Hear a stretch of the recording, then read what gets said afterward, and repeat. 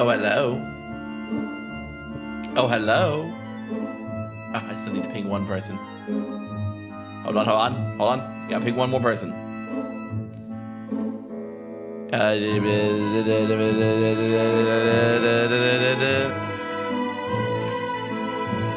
There we go.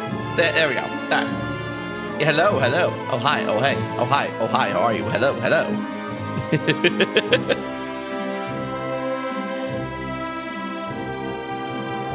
is I, the crooked man, the crooked sometimes man, yes. Yes, it is I, who is me. I can probably turn that music down a little bit.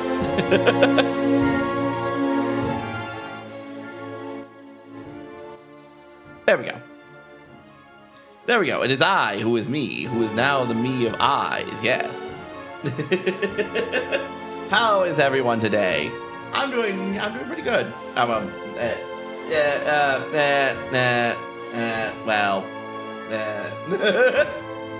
a little bit. I'm doing all right. I'm doing okay. I had a bit of a kerfuffle this morning where I had to take my car into the dealership to get it to... I had to take my car into a Firestone. It wasn't the dealership, it was Firestone. To get the tires replaced. Because the... What first started looked like it was some two flat tires. My front left and my front right tire were flat. Sup, loser? Sup, Cookie? Bish? You bish? I'm telling you my experiences of today, Cookie.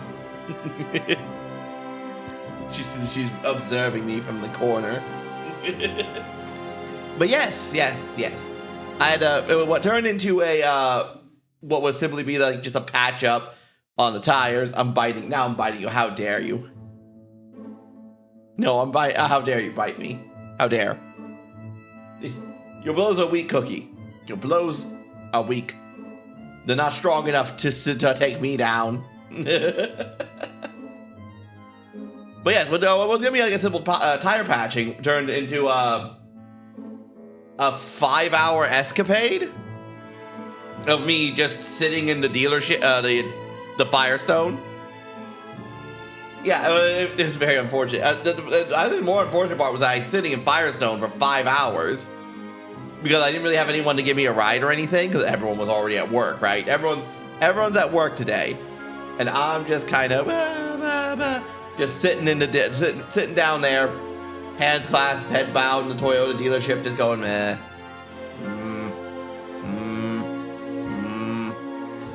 Just waiting for them to tell me that they're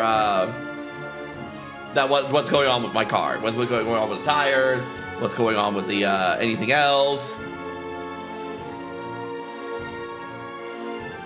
Cookie is bound to the peasant traveling. I'd rather sit there and deteriorate before I walk a single mile, Cookie. I paid for this car. I'm using the car.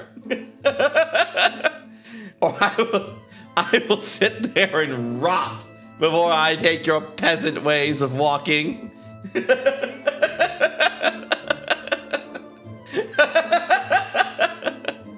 But yes.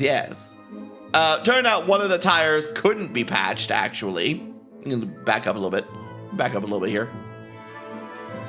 It turns out one of the tires couldn't be patched.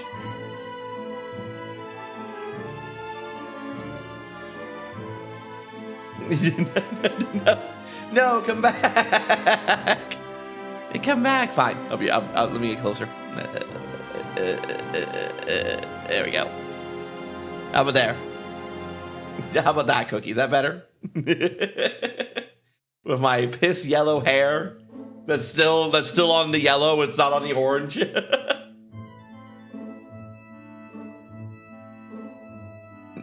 No, not what I meant. Oh no. Oh no, it's Barbie time now. Yes.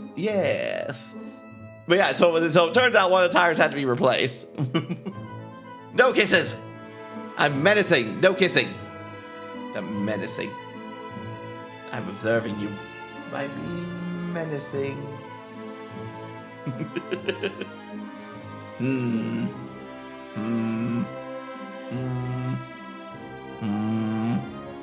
No, I refuse that.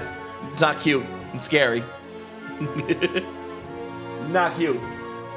Scary.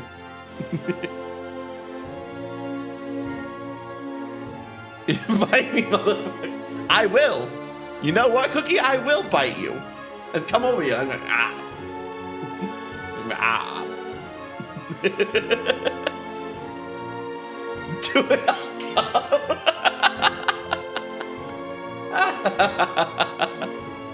Making the camera stick.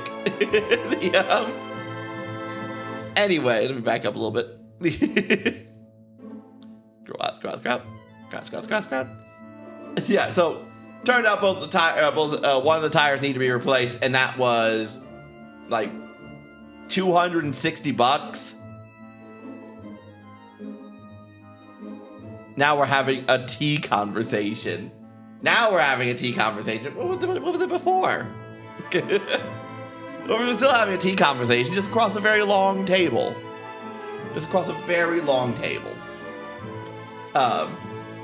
And I got a new debit card today, right? I went to the bank, got a new debit card, and then the teller lied to me. The teller told me that if getting the debit card from the bank, I didn't need to activate it. That was a lie. That's a lie. If they print out the card for you, you still need to activate it.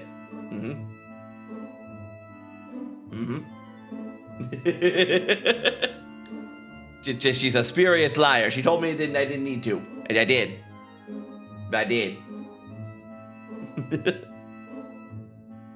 These are words I don't understand. Just non-wave cookie, non-wave. Just non-wave cookie. That's all you gotta do. Non-wave. But yeah, so I went around and I tried to use it at a few different stores. I kept getting declined. Like, what the fuck is going on? And I called them and just like, oh, your card's not activated yet. Like, you said it was. It's made to be pretty not intelligent. Oh no. Look at Cookie setting back feminism. I'm so proud. But anyway, so today has been a so-so day. So-so. I got out of work, I guess. I didn't have to work at all today because I was busy dealing with all that. But like, I'm not sure if it was worth it. Real?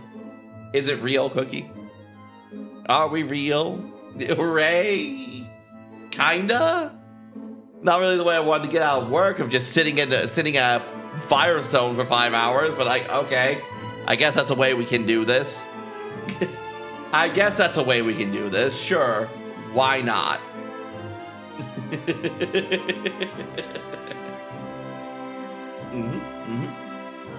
Aside from that, nothing else has really been going on. My sister has come into town. It's a way to do it. It's a way to do it. My eldest sister has come into town. Hello, Ayo, Flip. How's it going? She's coming to town from Portland. And she's she's being my eldest sister, the one who lives in Portland, who likes to be a bit weird.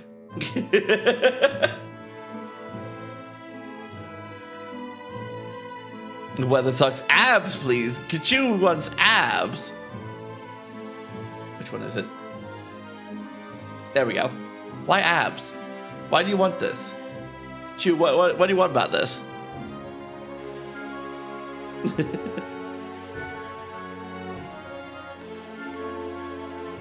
Is this another Portland? Yeah, my sister lives in Portland. It makes me happy in ways I'll keep to myself.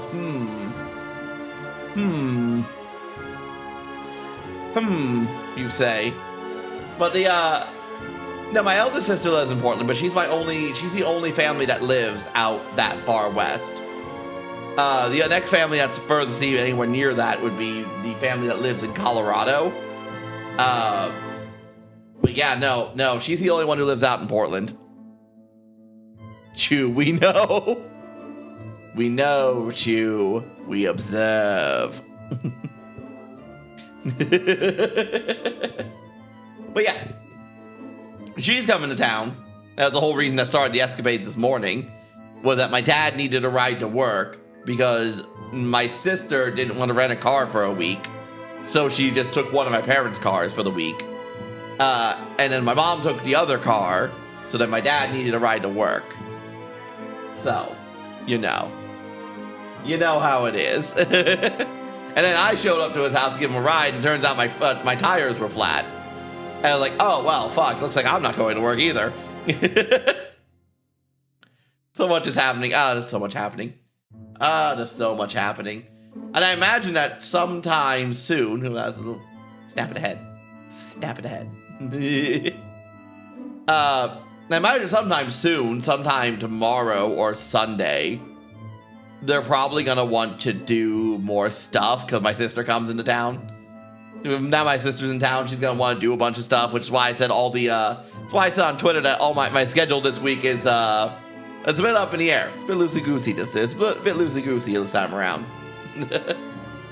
I'm fine, Chew. I'm fine. A little bit of a busy day, but nothing I can't handle. It wasn't like it wasn't devastating or anything like that. It was only about $300 for to deal with the dealership stuff.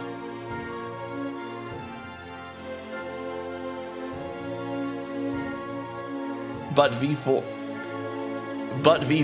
an amazing reason? What? Only about. I mean, yeah, that's what you set aside the funds for, Cookie. That's why you have savings.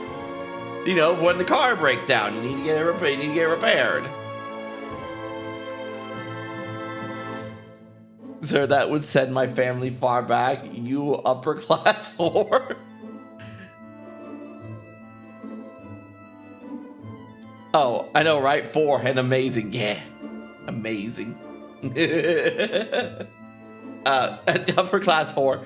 I can hear the peasants talking again.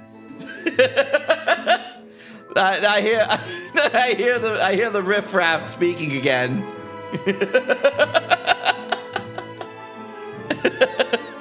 I will kill you myself. I will end you and your bloodline. Is the fridge back to norm? Yep, all my family came by and took their stuff out of the fridge.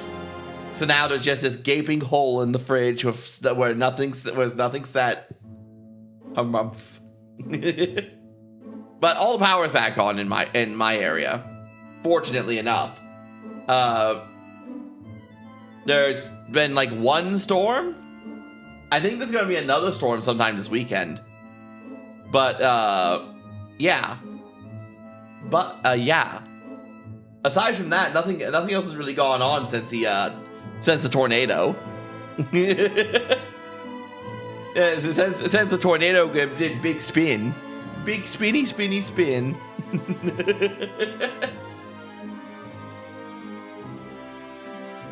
The storms have been bad this year, a little bit. Not really any worse than, like, for the most part around here, aside from that one twister that came up in my city. It hasn't really been any different than any other year. The last storm was really bad, but like the storm before that and the storm after that were about normal. So it's just the one that decided to be weird. The one that decided, I'm going to be particularly shitty today. Also, there's a lot of places that haven't been getting any sort of warning. Oh yeah, that happened here too. And here it's supposed to be spring, but winter took over. Really? Man, that's crazy. But yeah, like out west in the same state I live in, right? Yeah, it's because of the budget cuts to their department. Here the official reasoning is human error. Someone just didn't set the system to actually run. Temperatures in the 20s to 40s. Ooh. Ugh. Gross. That sounds terrible. Yeah, it is with winter weather. That just sounds awful. What? Snow? Why snow? Insane. Insane. Where? That sounds awful. That just sounds awful. I miss snow. The temperature sounds amazing. No, Cookie, you will be dragged into your 90-degree weather with 100% humidity. The best weather. No. Come to the mountains, Cookie. Come to the mountains.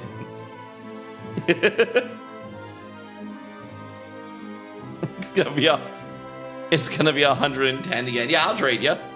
I love walking outside and getting like waterboarded.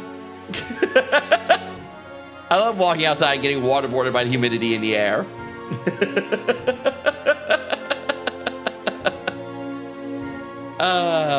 My air is soup. Alright, so let's... Should we start with marbles, or should we do just more yapping?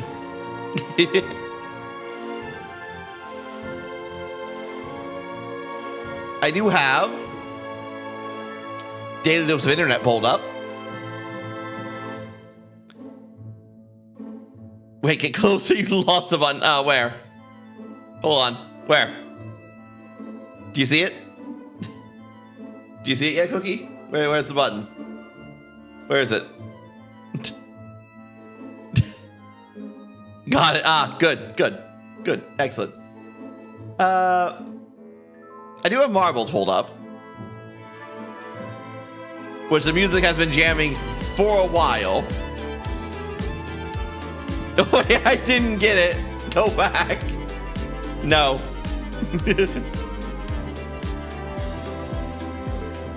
Here, let's do some marbles. Maybe just regular maps. Oh, you know what I want to try? Who wants to try some Battle Royale marbles? We can do let's do a Winter Wonderland marbles. Let's try this out.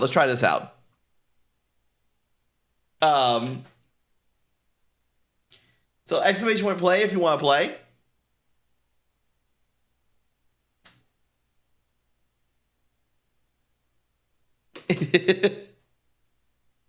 No, not at play, exclamation play.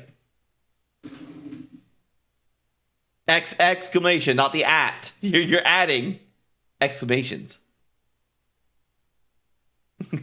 Hey, Stone. There we go. All right, let's give it a start. 10, 9, 8, 7, 6, 5, 4, 3, 2, 1. We got a top 10 situation. We have a top 10 situation. Kill Crooked. You guys are working on it. I am currently in the ball pit. Cookie has killed me. Jesus Christ. Cookie has murdered me.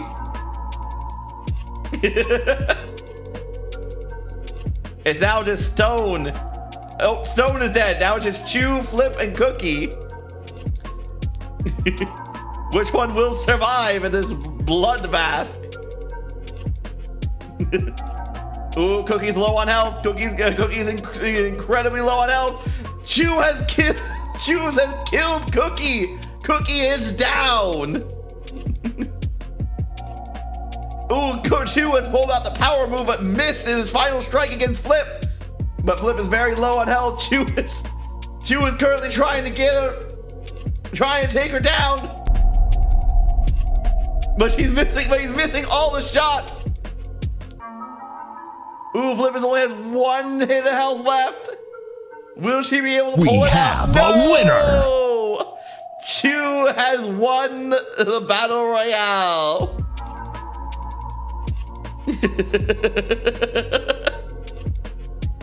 Bring it. Chew has won.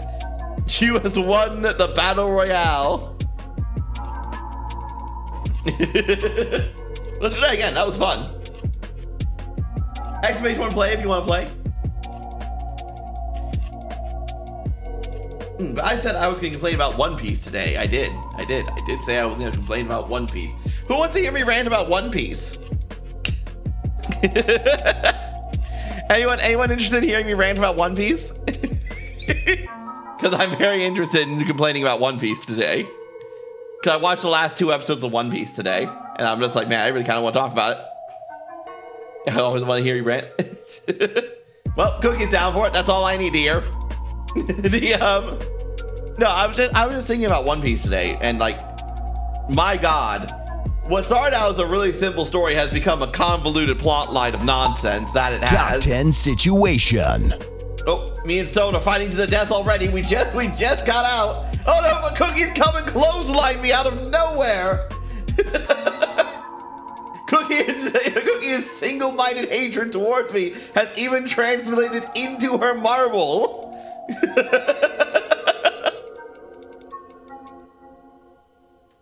Go, Cookie, go. Stone has killed me. I can't believe with help from Cookie.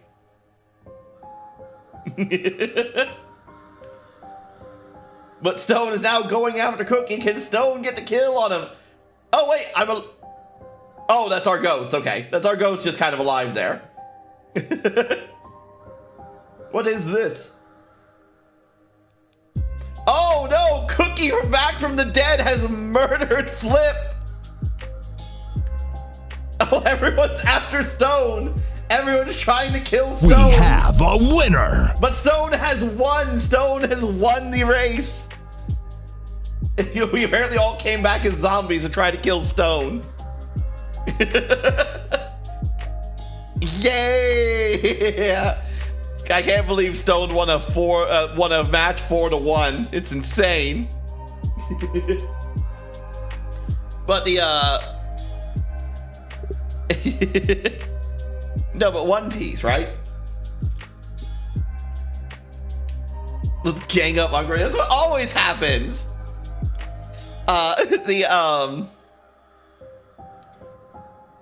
It is how did it really start with One Piece? Right? Like, it's a show. You start suddenly playing from my Bluetooth. Ah, the whole house gets to hear me.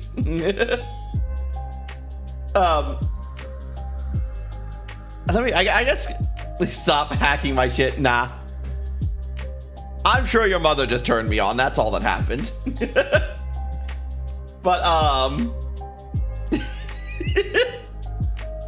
But yeah, no, maybe it'd probably be easier just to go through like all the plot lines that exist. We got a top 10 situation. And? Ooh, I struck Cookie. I struck Cookie right in the jawline. I seem to be going straight for Cookie for some reason. I've chosen to kill. Has anyone chosen to kill me?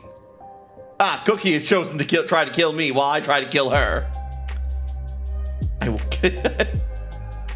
not. Oh my god, even harder, she says. But Chew is also trying to kill Cookie. Will I be able to kill Cookie? No, Chew has stolen my kill.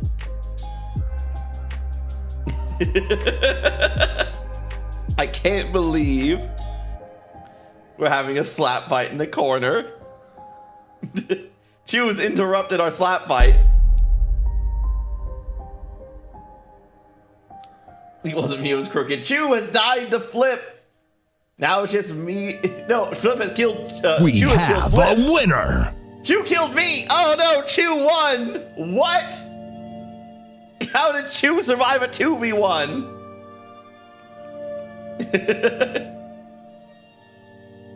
All right, let's go back to the menu. We'll do races now.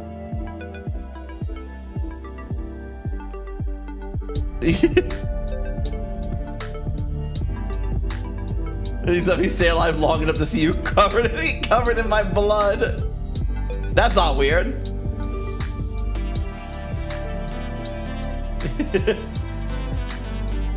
That's not weird. But so One Piece is coming to an end. I'm gonna keep starting and ending this conversation so many goddamn times, but I'm gonna get to it eventually. Tame compared to Ellie. True. That is tame compared to what the Ellie would say. Anyone wants to join? !play. But yeah, so One Piece is going to be ending soon. Trademark. Oda has declared that it's going to be ending relatively soon. As if you don't like them clinically insane. And so far, there's an end. Yes, there's apparently going to be one happening soon. And let me tell you all the plot lines that, all the mystery plots that need to be resolved. So first we have to figure out what the Will of D is. So in One Piece, one of these things that's been popping up into the show. Take me now, Flip. Oh no. One of these things that's been constantly popping up in the show is something called the Will of D. D's nuts. Ah, how classic. And basically how this shows up in the show is like everyone has a weird middle initial D in their name. Like the main character, Monkey D. Luffy, has D in his name. Trafalgar D. Law, there's a D. Teach also has D in his name. And all these different characters all have this middle initial D that we don't know what it means. We never hear what it actually means. Also, Cookie seems to have won. No, Cookie has not won the race. Stone won. Several dick strokes went through one ear and out the other, leaving no trace behind. Leaving no trace behind. But yeah, we don't know what that means. !play if you want to play.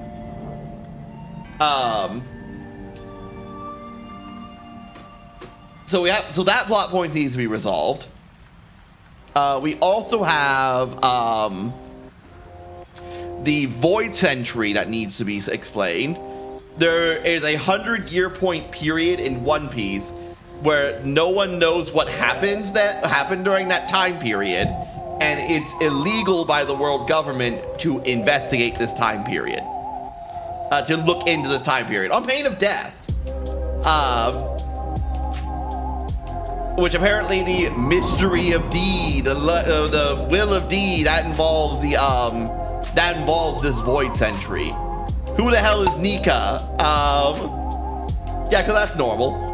Yeah, you know, it's normal. Don't worry about it. Nothing interesting happened during that time period. I don't know what you're talking about.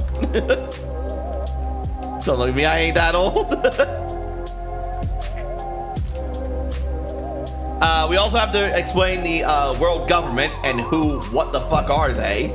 Because the world government came into existence right after this 100-year blank void in history.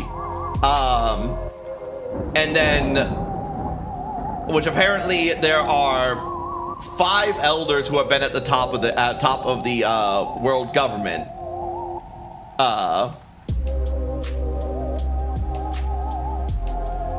Ain't no explaining that stuff. Yeah, that's just me. That's just Cookie.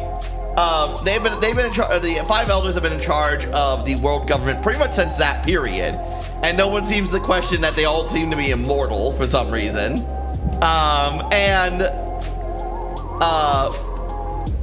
There's also now been revealed someone else who's above the 5 elders, who we have no idea who the hell she is. I died, by the way. Chewie has died, by the way. Stone has died, by the way. What else is going on? We still haven't figured out what the One Piece actually is, despite the whole fucking name of the show being based on it. We still have to get to the last island and figure out what the hell One Piece even actually is. Because it seems like the whole thing at the beginning about wealth, fame, and power It seems to be taking a different form. If I win, I get chicken nuggies. Cookie, it looks like you won.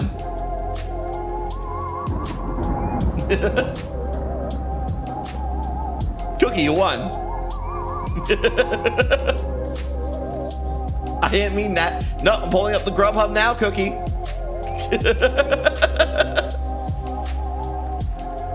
I heard that. No way. The begging already. Exclamation play if you want to play.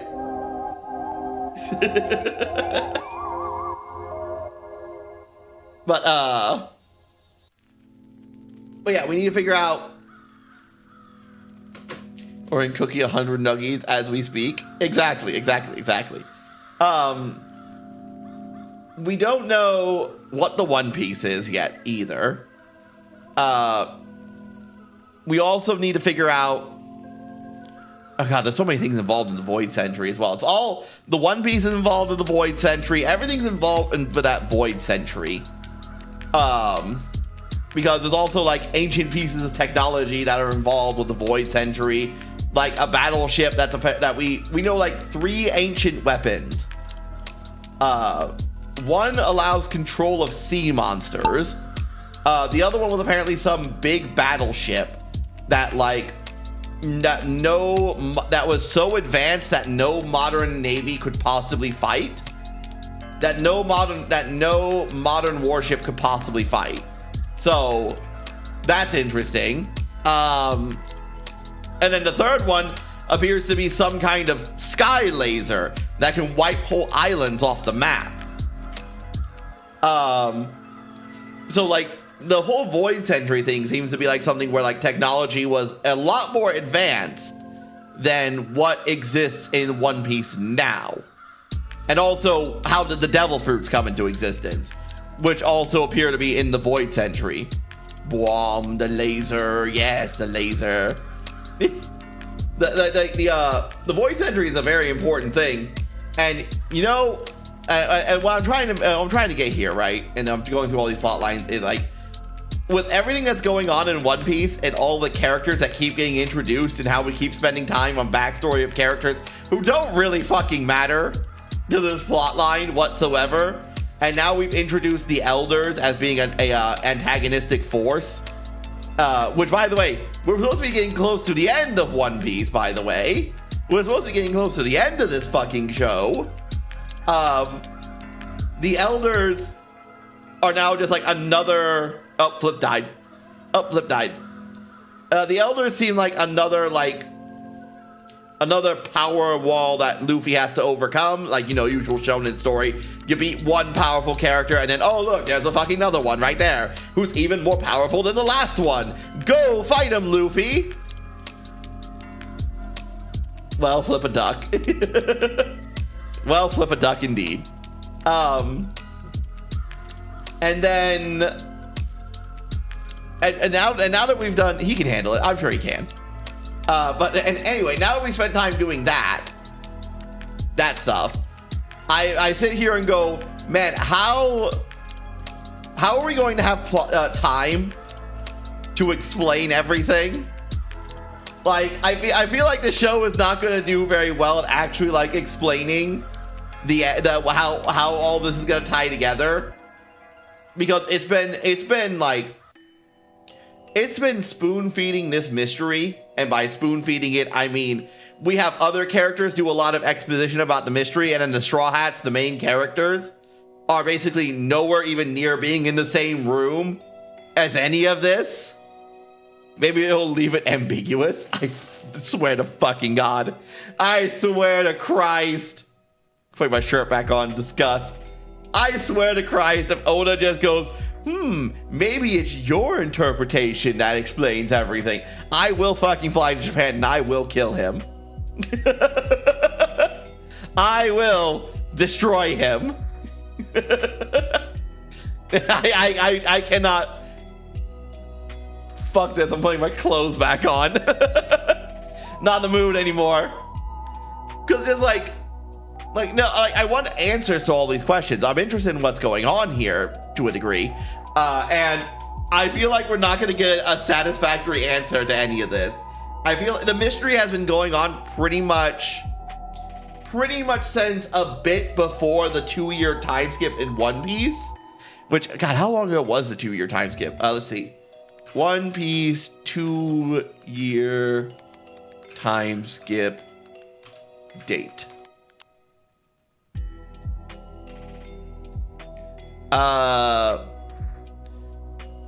This was back in when was chapter 598 released? When was One Piece 598 released? 2013. Oh fuck. We don't have a green color. Exclamation point color if you want to see what color options we have. Last second of the episode, main character opened his eyes and it was all a dream. Fuck me. No, it's just gonna be that the true One Piece was friendship all along, and then the last and it's gonna be like it's going to be like that's gonna be like the first 5 minutes of the episode, right? And then the rest of the 25 minutes of the episode are going to be are going to be Oda in a bathtub full of money.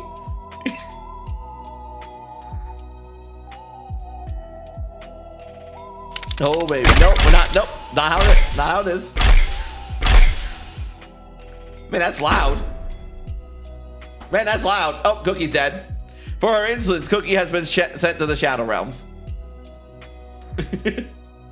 I'm also dead, but I am justified in my death. But anyway,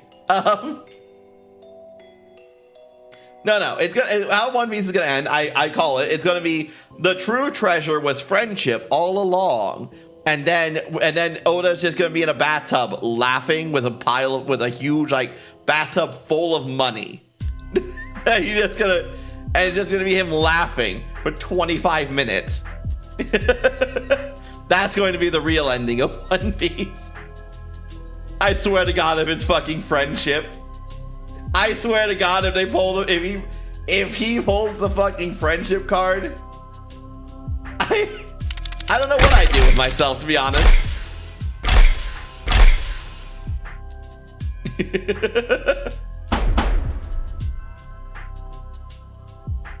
Oh, Shu is one. Flip has made it in second, and Stone.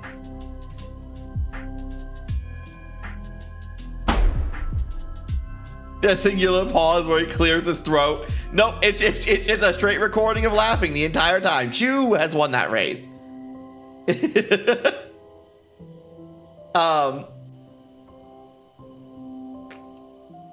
Yeah, but One Piece spends a lot of fucking time on this mystery, right? It's been doing this mystery pretty much since a little bit before the 2-year time skip, and that 2-year time skip, by the way, when that ended, that was 2013. So this mystery has been going on for 12 years. The last episode has a director calling cut and the actors revealed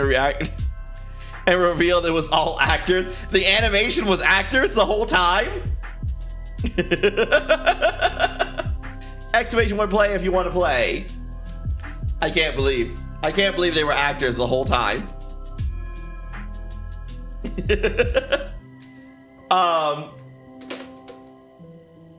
But yeah, this plot's been going on for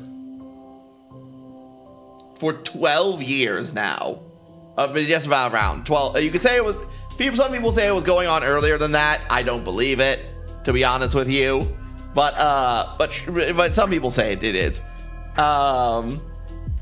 Flip will be joining us for another game, a rousing game of marbles, perhaps Shu.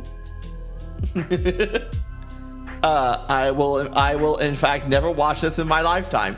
Probably not worth, unless I'm tied down. It's probably not worth starting, honestly. One Piece is fun and all, but we're at 1,000. What episode are we at now of One Piece? Hold on, what episode are we at 1,123? I think it was the last episode number. No, 1,129. How silly of me. There's 1,129 episodes of One Piece now. And I feel like this could have been a lot shorter.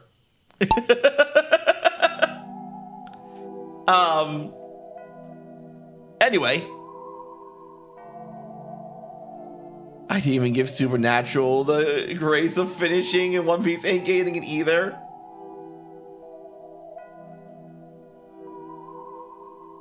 Good golly, Gertier? Gerter? Garter? I don't know what you're saying there, Flip. But yeah, so like,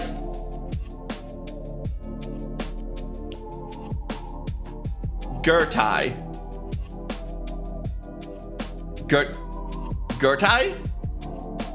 Girder? I don't know what you're saying. Gertie. Good golly, Gertie. What does that mean? Googling.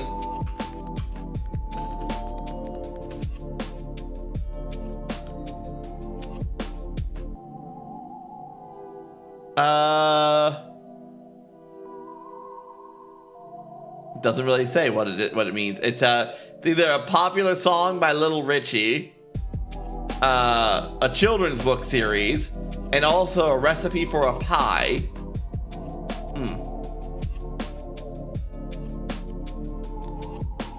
So, you know, which one is it?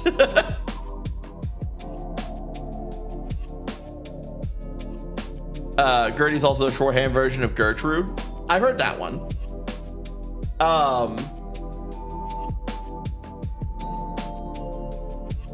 It must be a local saying because I don't see it on Google what the saying means.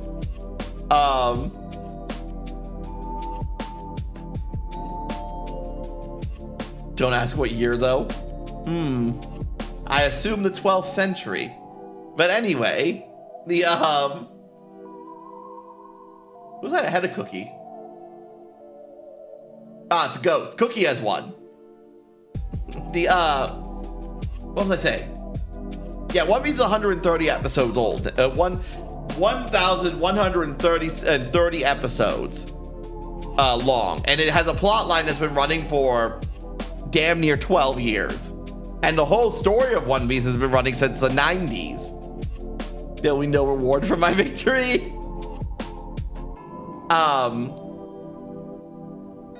And I will tell you, One Piece's plot is probably one of the only stories I think I've ever seen where the main characters are completely disconnected from the story of what is going on.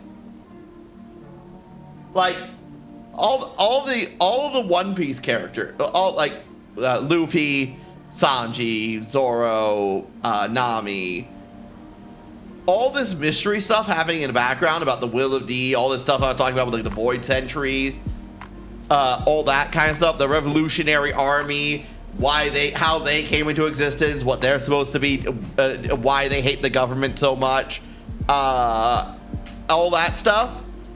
That's all happening in the background of the story. So miles and miles and miles away from the main characters. They're not involved in this at all. They're just like, yeah, we're on an adventure to go find the One Piece and help our friends along the way. And then, by the way, there's a whole, and then over here, intrigue, plot, intrigue. And then it comes back to the Straw Hat Pirates. La-di-da, adventure. Don't need to pay attention to this. They're so wholly disconnected from each other. Like, only just recently have some of these plot lines been finally converging together, and a lot of it was through Me Every Day, yeah, and a lot of it was just, unfortunately, exposition dumps, right? A lot of it was just a fuckload of exposition dump.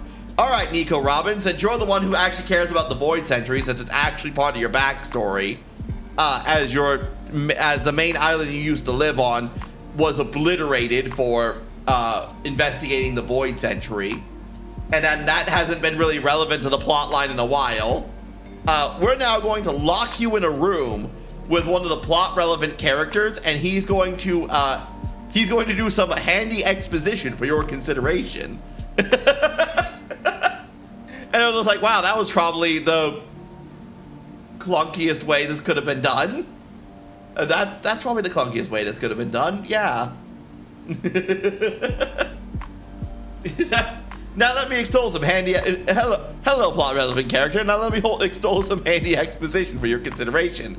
And I feel like, and as soon as we got into like Egghead Island, a lot of Egghead Island was just like, oh yeah, exclamation play if you want to play. By the way, a lot of Egghead Island, which is the arc that One Piece is in right now. When it comes to like the actual plot, where it's not just fighting, and actually like pushing things, trying to like push things forward a bit, right? Something Sonic reference here. When I try to actually like push something forward, right? It's just all exposition, just told at the Straw Hat Crew to get them up to speed to where the audience has been at for like years. Like we've been here for years, and the Straw Hats are just now catching up. I feel like an episode of BoJack Horseman where it's just like, oh, good, you're exactly where I was an hour ago. Now we'll reconvene in an hour so we can talk about where I am now.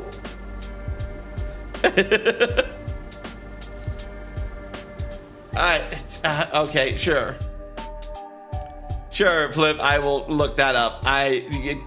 You just say a saying that we all know.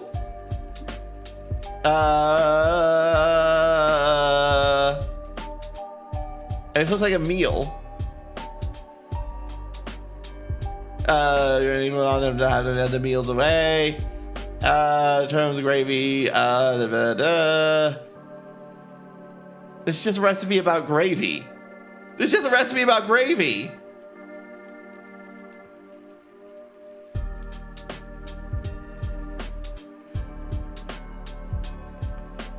Hold on, wait. That's all I'm getting, Flip. I don't know what this means. And frankly, I'm tired of looking it up. Alright, we're gonna start. 10, 9, 8, 7, 6, 5, 4, 3, 2, 1. When I think about One Piece, I think like that a lot of the ending is just going to be exposition. I feel like a lot of the ending is just going to be exposition. Mainly because a lot of what's happening now is just exposition. Like, for instance, we're dealing with a character I don't really care about whose name is Bonnie, who is really irrelevant to the story of One Piece pretty much entirely. And now we're telling the backstory of a character who's not even present in the plot line, and with Bonnie's father, who it is a character we did actually meet. He was a warlord / spy for the Revolutionary Army, who we did meet at one point, and he was very relevant at that point. But not so relevant that I sit here and say we need to dedicate a whole section in One Piece about exploring his backstory. I don't think he's that important. Anyway, we're now going to spend a lot of time on that.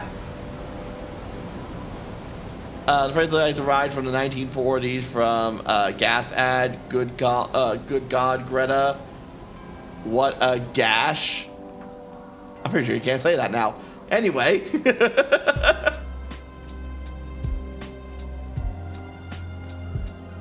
Greta. Gertie. Sorry. I saw an A there. Anyway, not important. Not important. It's not important right now. What is important is what does it mean though?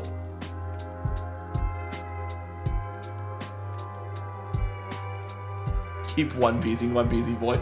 Plus exclamation play if you want to play.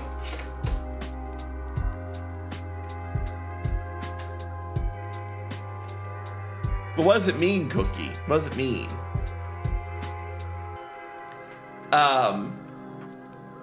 Anyway. What was I saying? Yeah, it doesn't... We spend so much time on so many characters in One Piece. One Piece is a huge story of things going on. And now when the Straw Hats are... It looks like it's just an exclamation phrase. Huh. Okay then. Alright then. Interesting. But yeah, no, like it's such a large story with a large amount of characters. Then now that we've actually gotten to a point where like the plot line should be like condensing down, where we need to get like some things established here. We need to get some we need to get some fucking the Straw Hats caught up to what's going on with everything, because all these plot lines are convening together. I'm still trying to find your activation phrase. I don't think I have an activation phrase. Anyway, like so many of these plot lines need to get together, and instead One Piece seems to be doing the same thing One Piece always does. Warhammer. Oh, Stone is passing me up. I can't believe. But yeah, like I don't One Piece just seems to be doing the same thing it's always been doing, where it just like go to an island. Island's going to be about like one character who the Straw Hats help out, and then a lot of the plot's going to revolve around that character. A lot of them, we're going to get fuckloads of their backstory and things like that. And I'm just like, yeah, that was cool like way earlier in the series, but now that we're actually like dealing with like shit's moving forward, we kind of need to like lock in a little bit and like focus on what's important. One Piece has always looked really cool to me. I just do not have the patience. I'll watch a video summary instead. I like early One Piece, right? Earlier One Piece I do like quite a lot. When it had its old art style. Oh, one thing, speaking of art style, one thing that's kind of sparked conversation on the Twitter is animation. There's been quite a bit of back and forth in the anime community about whether or not the new animation in One Piece actually looks good or not. There's a lot of people saying that a lot of the new animation for the fight scenes, which I can show some here, hold on. Some of the new fight scenes for the animations for the fight scenes are amazing. Other people are saying they're trash. It's all just flashy lights and it doesn't make any, it's all just flashy lights and nonsense. Let's do Luffy versus Kizaru.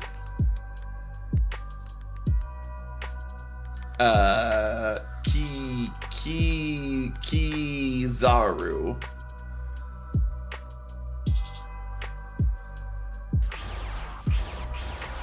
Here we go. How about this? So I can show you what I mean. Yeah, I'm pretty sure this is a scene that everyone's been referencing.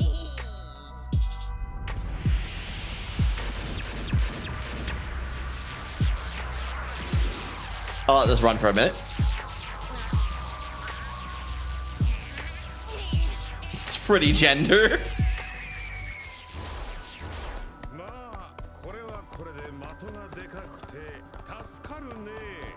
Well, you can kind of just do a not to belabor the point of confusing One Piece stuff. He's got his Gear 5th going on, which is just basically he can do whatever he wants now. It's literally just the power of I do what I want, fuck you plot. Like, he literally behaves like a cartoon character from Looney Tunes.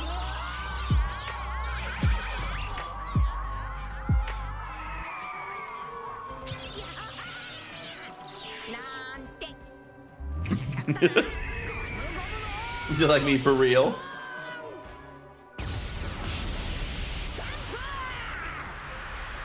This may not be the scene I was exactly referring to. Let me see if I can find the exact one. There was one that was more exact.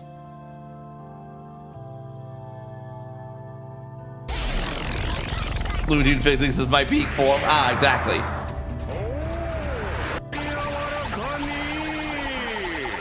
Hold on.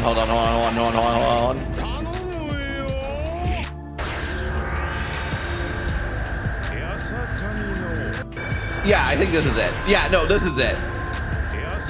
This was the one. This was the scene I was going around on Twitter.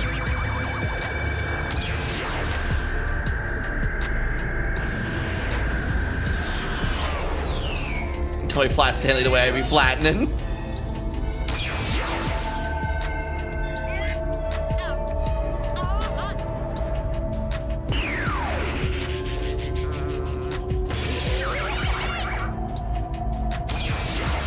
Yeah, here it is.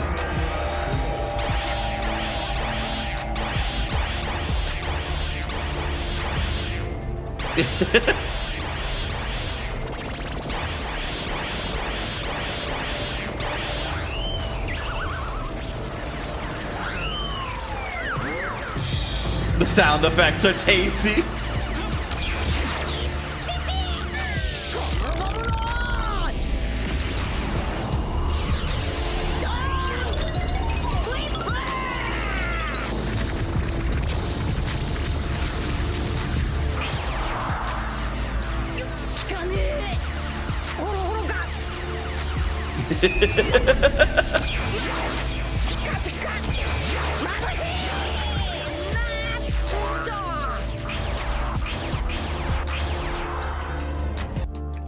There we go. Okay, so I want to be him, Luffy or the Luffy or Kizaru, the guy in the suit or the guy or the one without his shirt on. Now what people are having a problem with this scene with is that some people were saying that it was the white-haired lad. That was Luffy. That was the main character. Yeah, that's his gear. That's his gear 5th form. Some people were saying that, like, oh, it's the most beautiful animation that they've ever seen for One Piece. Like, oh my god, it's a work of art. It's amazing. It's la-di-da. Other people were saying that it's a visual. Shit be crazy now. People were saying that it's a visual clusterfuck that you can't. That it's hard to tell what's exactly going on because it's made to be very pretty, but you can't see anything. I kind of agree with the latter camp. Like I do like a lot of the new animation for One Piece. Let's do Zoro versus Lucci. I think is a good example of I think the animation and how good it looks. Let's see. It's not the I could kind of follow what was going on, but there were some things that just didn't make a lot of that were just hard to see. Like for instance, when Luffy got cut by Kizaru, it's hard to tell, like, how did Kizaru move to cut him? What exactly did he do? What did it look like? You can't tell because it's lost in the animation somewhere. I can get the broad strokes of like what's going on. I understand what's going on, but like here's an example of what I mean, like of the good animation where I can of the animation being really good.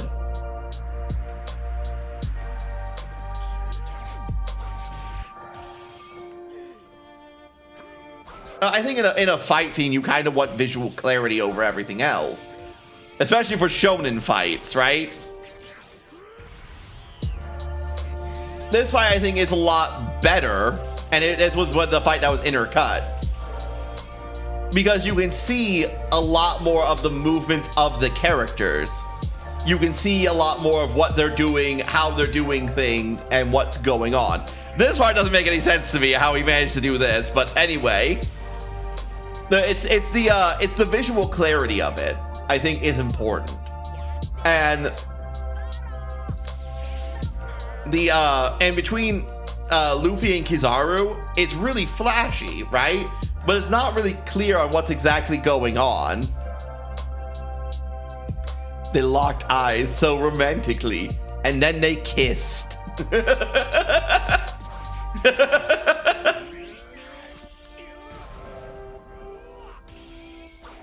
Like, I think it's like, for instance, this, where we have a nice wide shot. We're not the visual. The camera is not the camera in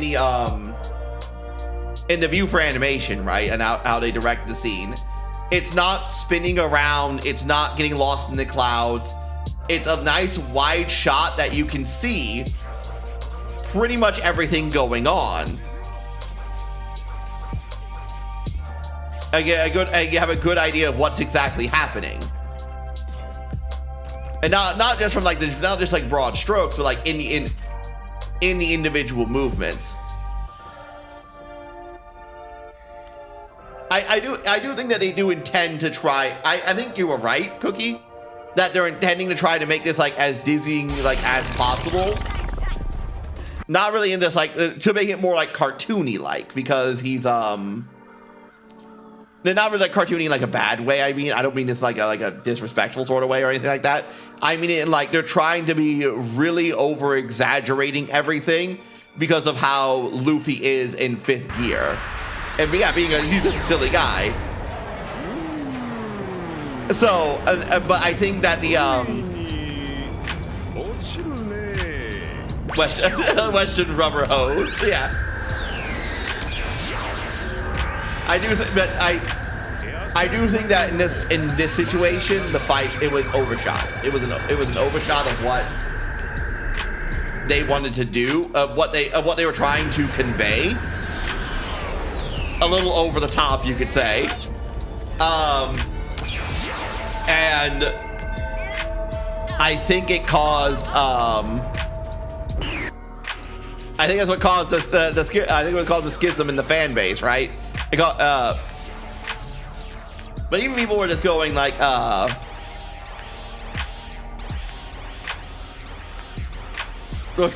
some art analogy, someone input art analogy here. But like, cause you can see like in this fight, like how the camera is spinning and turning everywhere, how we're getting lost in the cloud. Somewhere along the line here, he does an attack that goes all over the place, and then Kizaru cuts him. I don't know what exactly he did to cut him. Did he just use did he dash by and like do a thrust? Was it a slash? Was it what? I don't know. No idea, because I have no idea what happened here. I just know he got cut.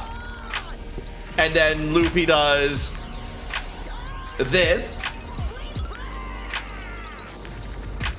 which I don't know what this is. I know what it is because I know what his Gomu Gomu no whip is. It's one of his signature attacks where he kicks his leg out like a whip, so it comes around. So it comes around in like a full circle sort of thing. But like, if I didn't know that, I have no idea what he just did there. Because it's really hard to like, it's just really hard to tell with how over the top a lot of the animation is being.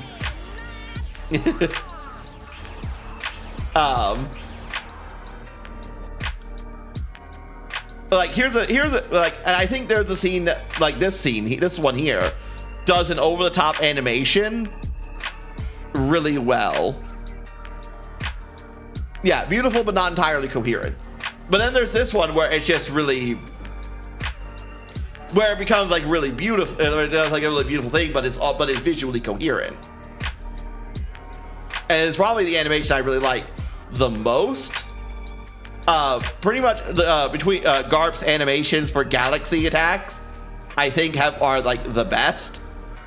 animations for the new One Piece animations.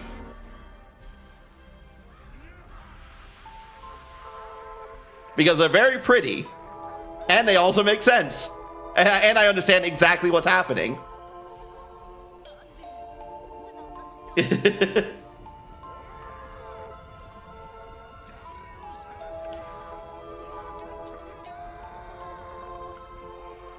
Pretty animation, pretty. Well, Cookie, this animation doesn't pop up until after 1,000 episodes. This is an animation style change that doesn't exist back in the early One Piece. Okay, okay, I'm just warning you. All right, it's not all like this, and you're gonna have to go through like.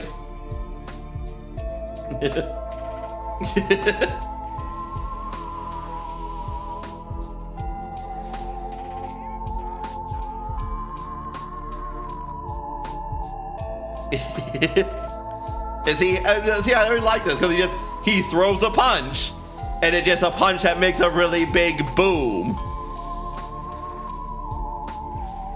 Though I will say, with how flashy this attack is, I have no fucking idea how anyone is alive in this fight. I have no fucking clue. Wham! The punch. I have no idea how anyone survived this.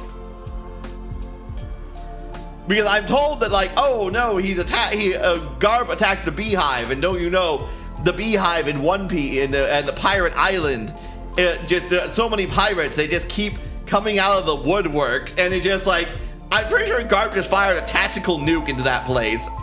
No one's coming out of this place alive.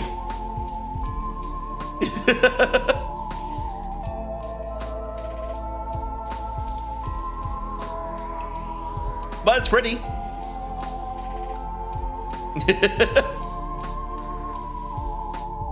I do like Garp. Garp's pretty cool. And then there's Aokiji versus Garp that I think is pretty cool as well. Guy with ice powers versus Garp.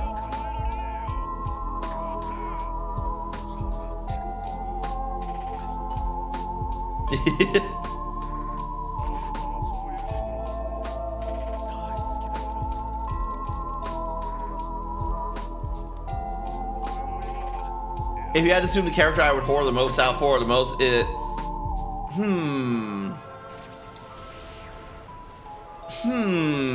who would Cookie like the most?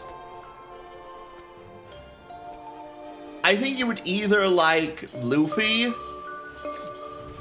or you'd like Ace. I think you would like Luffy or Ace or Sabo. One of those three.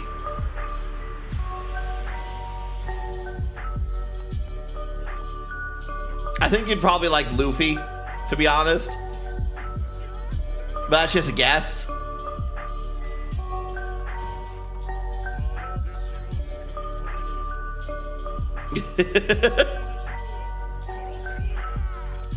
That's what I think. I think you like Luffy because of how silly he is.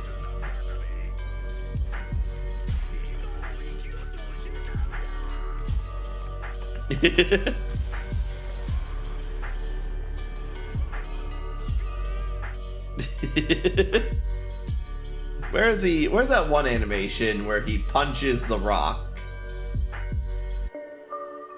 But yeah, let's see. I have to go through the ages of animations of One Piece. Like, let's do Crocodile versus Luffy.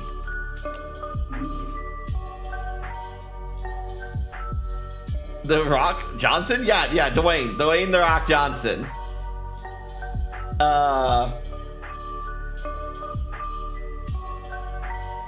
Here, how about this? Like, cause here's early One Piece, right? This is what I'm like early 2000s One Piece.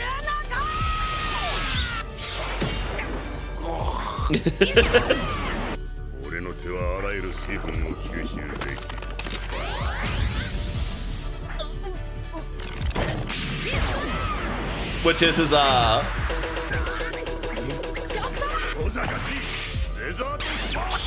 When the attacks were a lot more.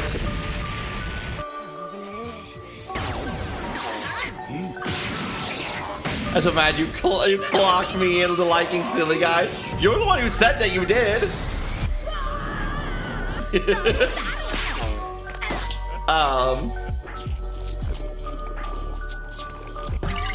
I do like this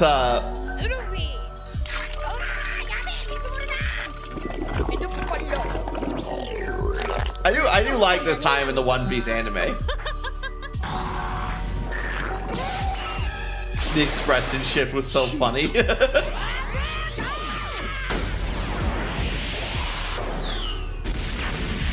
Especially with things like where Luffy was being a lot more spontaneously clever with his rubber powers.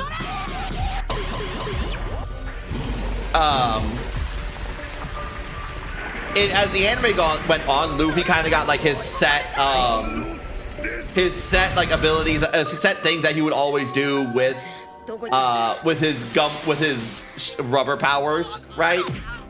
But like at this point, Luffy was just doing all kinds of crazy shit, like where he did shotgun there with his where he just like flicked his rubber arm to make it just like all the shots, make all the fish just flip around until he hit him. Oh no, he's dehydrated. Yeah, because Crocodile has sand powers, and he's good at dehydrating people. Let's see if we do the See,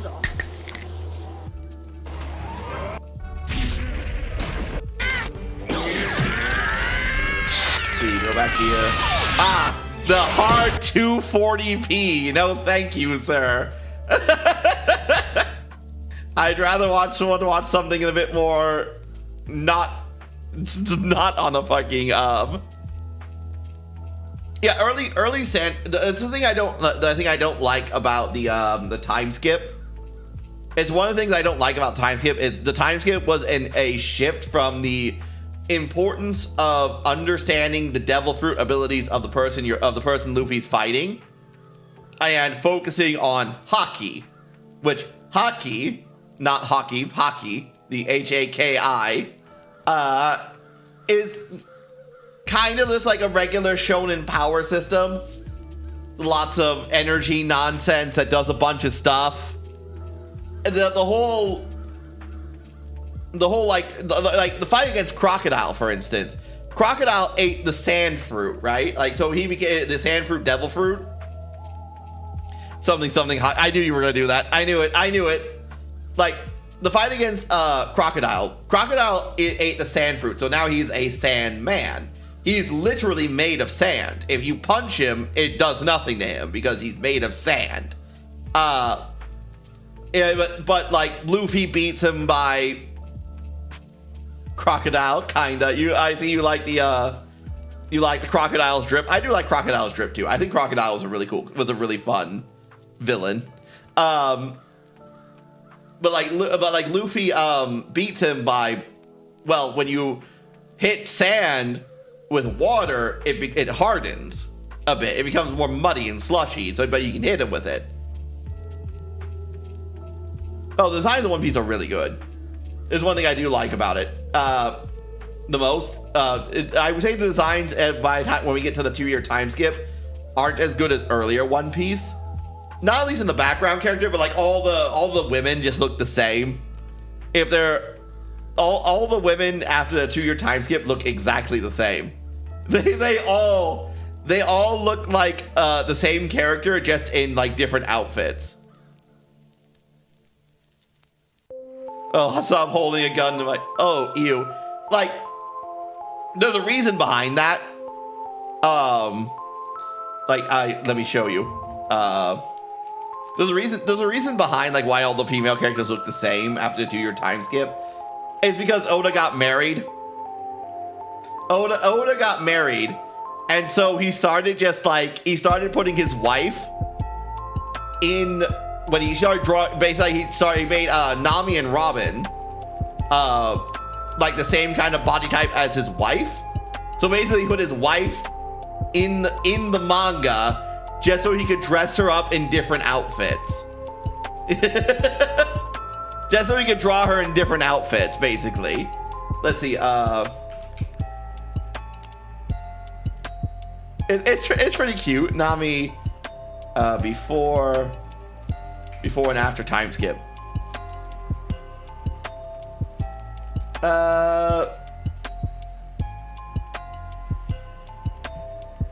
Let's see. Maybe this AMV. Yeah, it's work. So this is what Nami looks like before the time skip. Sort of.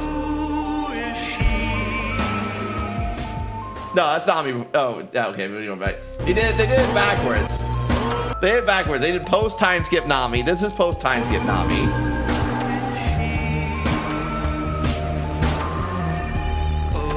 And then this is pre time skip Nami. This is pre time skip Nami. Yeah, and you can tell she looks different because the art style is completely different. Let's see, maybe this one's better. But no, that's such a significant difference. Here, let's go.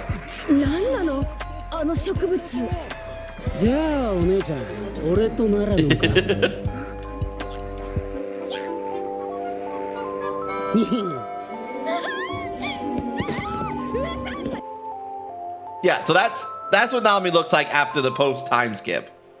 And basically every single character who's around her age in the show looks exactly like her. If they're supposed to be attractive, they have the same body type as her. They have the same kind of waist, the same kind of bust, the same kind of everything. And they're all supposed to be, well, that's the thing, and they're all Oda's wife. Every single character is just Oda's wife. It's just Oda's wife in different outfits. It's insane. It's sheer insanity. But the man decided to do this. I don't know what to say about that. He really the man loves his wife. The man loves his wife. Oh, a new Warhammer trailer? What's this?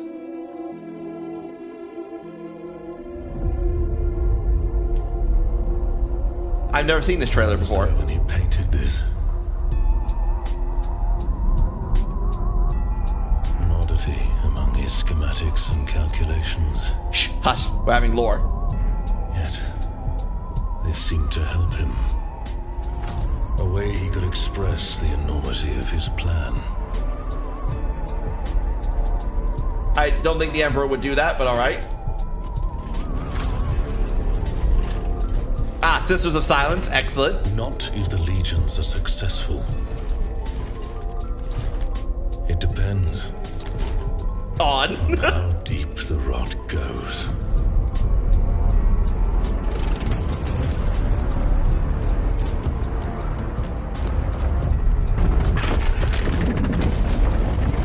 I don't know how accurate the sign language is. Yeah, I don't know. I couldn't tell you that.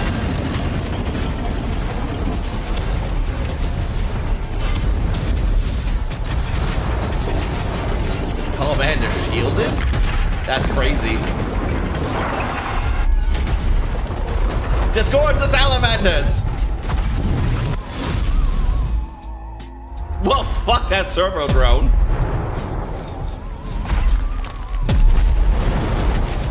Oh, Iron Warriors in ambush.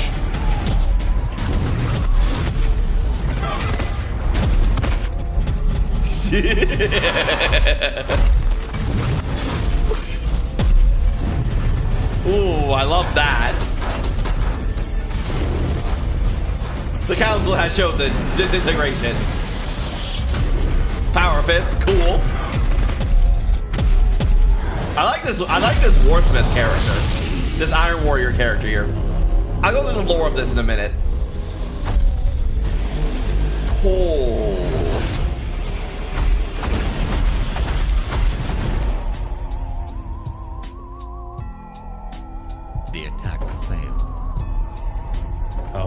Salvador, you old fucker. I see you there. Stand with Horus. You're surprised? In the end, I suppose not. Do you wonder if they might be right? Many will sympathize with their rebellion. No. I am the Emperor's spear. No, because Horus What isn't I right. think doesn't matter. What now, then? We make ready for a war that may never end. Horus Heresy, 3rd edition. That was a lot of interesting lore going on there. Let's start with it. I forget who that man's name is.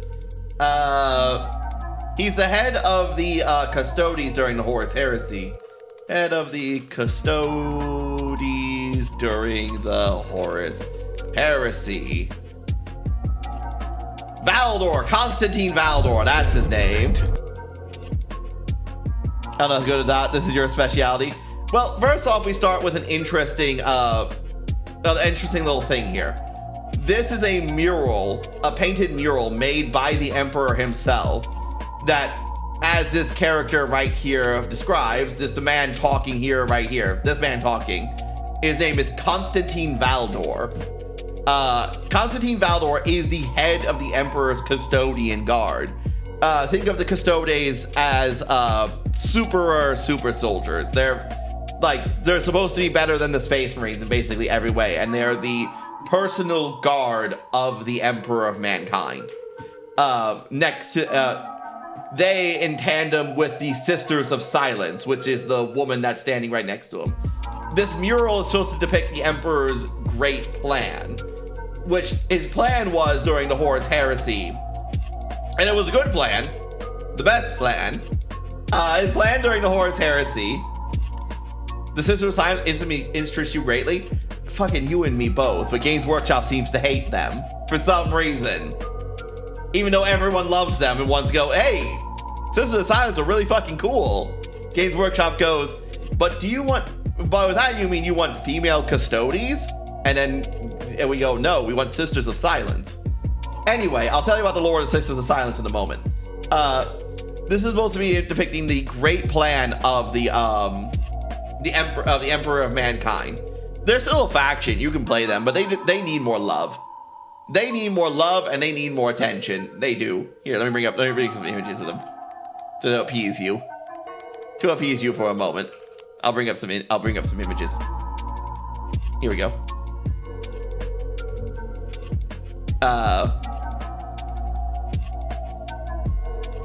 Yeah, ring. Yeah, nope, that's not the way I wanted to do this. That's not the way I wanted to do this at all. There's a Sisters of Silence. And then here's some pretty minis of Sisters of Silence as well. Here's some pretty minis. They have a really cool model line.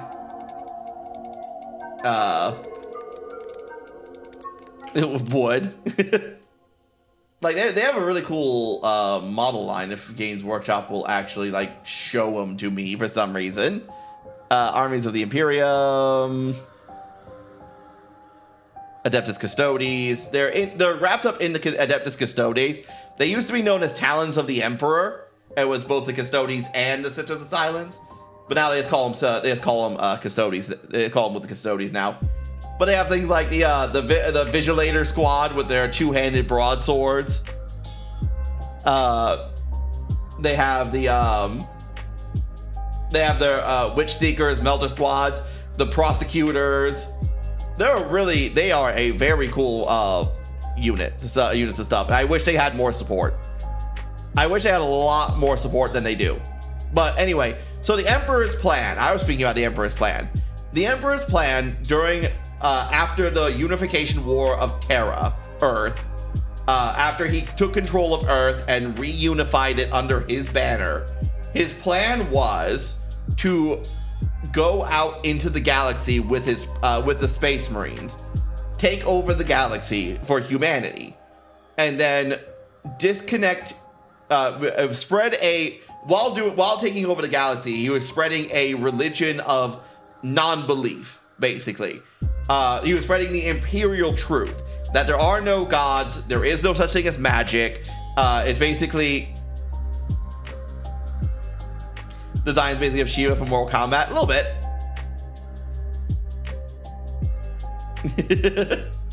It's just the ponytail, but the ponytail motif comes up a lot in Warhammer. But yeah, so he was spreading basically a religion of non-belief throughout the Imperium, that there are no gods, there is no magic, there's none of that.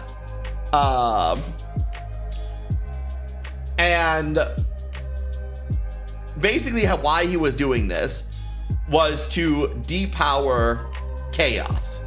He was trying to separate humanity from the warp and from chaos. There's no God, shaking the civilians by the shoulders. Yeah, well, no, it's more like there is no God, and if you try to preach a religion, I will send my 8-foot-tall Superman to shoot you in the face.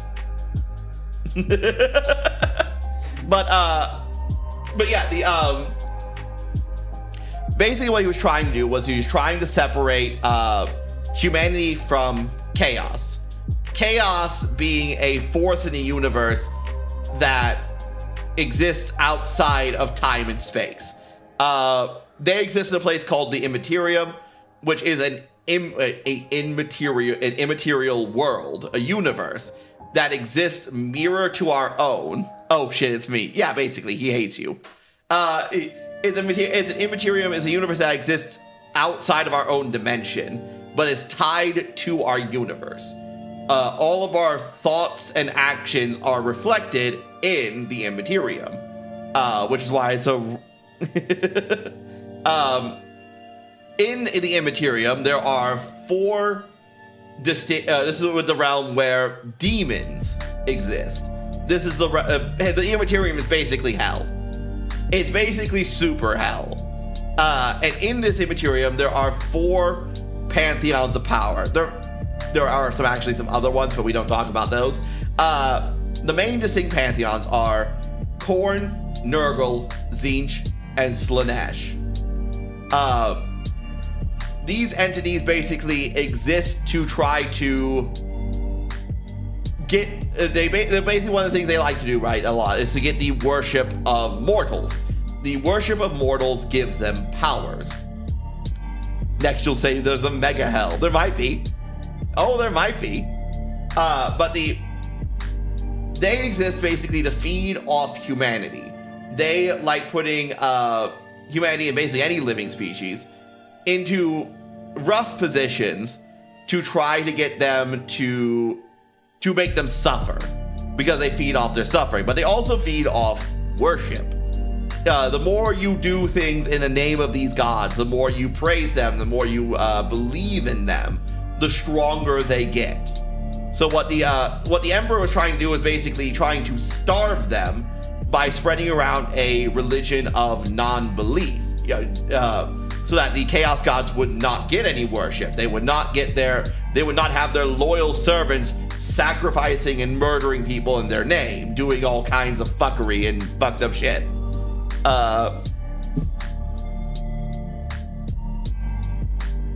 That's kind of halfway giving the Quee from All Tomorrows. I'm not seeing All Tomorrows. I don't know what that is. But anyway, so that was his plan. And then after using the Primarchs and the 18 legions? Yes, the 18 legions of Space Marines. That's conversation for another time. We'll deal with that another time.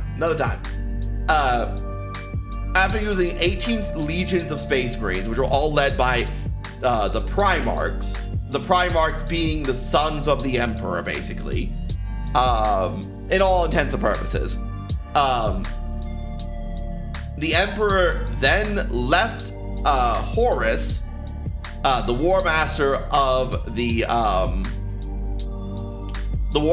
the Sons of Horus at the time. He left him in charge of the Great Crusade at basically the end of the Great Crusade, so that he could go off and do the next rest of his plan to sever humanity away from the warp. so that they would never have to deal with chaos again. He didn't tell any of his sons about this, that what he was doing. He was being cryptic and vague about it, mainly trying to protect them from it. A lot of people say he's a bad dad, but chaos is a insidious, infesting force in the universe. Even knowing about chaos can infect you. So he was trying to protect them from chaos by keeping them ignorant to chaos. Yeah, he cared. He cared. The problem with the Emperor in the Horus Heresy is that writers are schizophrenic with what they want to do with him. They didn't really have a plan with the Horus Heresy. You can really tell they didn't have a plan with the Horus Heresy. So every time a different writer would get the Emperor, they would do their own take on the Emperor. So there's like 3 to 4 different versions of the Emperor that exist throughout the stories of the Horus Heresy. And it's just like, okay, which version of the Emperor, which version of this bipolar Emperor are we dealing with today? It's like he had multiple personality disorder or something. Anyway, so he goes off to go do his own plan. Horus gets manipulated by chaos. Basically manipulated, sort of. The thing about chaos is that chaos didn't lie to him. Horus didn't like being second fiddle to the Emperor, so chaos was kind of playing on his pride to get him to turn against the Emperor. So that, but the Horus knew that that's what they were doing, right? But he was just like, well, that's the perfect excuse for me to do this anyway, right? I can always just claim, oh no, I was manipulated. Oh no, I'm doing this because the Emperor has betrayed us, and the Emperor has done all these terrible things. But he knew when he turned traitor, right? When he turned against the Emperor, that he was just doing this for himself. So when Malgador comes down the stairs later in this scene where he says about, do you think they're right? No, they're not right, because I know exactly why this is happening. Your Honor, I didn't do that on purpose. Your Honor, it was those demons. They whispered in my ear. So that's what this mural is supposed to depict. Anyway, now we're going to talk about the Sisters of Silence. This lady right here is a member of the Sisters of Silence. They are oath bound to the Emperor of Mankind to serve with the Custodian Guards. Now, what's special about the Sisters of Silence is they are all blanks. Now, blanks in Warhammer are something specific. Blanks are beings in 40k who exist with basically without a soul. They don't either they don't, some depict that they don't have one at all, or that it's so muted that it's basically not there. Demons are very interested in human souls, right? They can, you can be perceived in the warp by entities that live in the warp as like humanity was depicted as having like a flame, right? There's tons of little flames in the warp that basically all translate to a person. A blank is not only a space that has no flame, but it is the complete absence of anything in there, to the point that demons begin to suffer an unimaginable pain by just some lesser demons, mind you, by just being around them.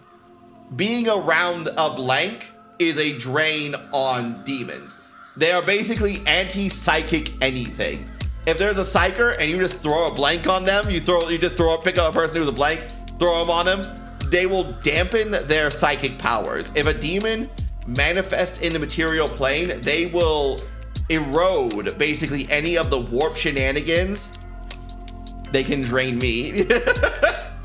they will erode basically any warp shenanigan that's around them.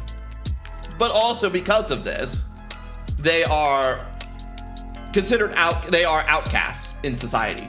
Basically, blanks are incredibly rare because more often than not, a blank will be fucking killed by the people around them before they reach maturity. Blanks make people incredibly uncomfortable in various degrees by their mere existence. Because they don't have a soul, the absence of it can be felt instinctually by the people around them. And this can vary from just people just not liking you to downright hostility, depending on how strong the blank is. There are stories about the I forget what her name is. She was in the Inquisitor Eisenhorn book, where a prostitute lady basically gets the shit beaten out of her all the time because even though she's a prostitute, the people that she goes to sleep with fucking are disgusted by her. She is as the book describes her, she is an incredibly beautiful woman. She's incredibly attractive, but because she's a blank, everyone is physically repulsed by her, to the point that some people abuse her because they're just so disgusted by her. Even Eisenhorn, who recruits her, and they actually get together, I'm pretty sure, in the I'll fight them. Even get together in the story, it still is repulsed by her because of the absence of her soul.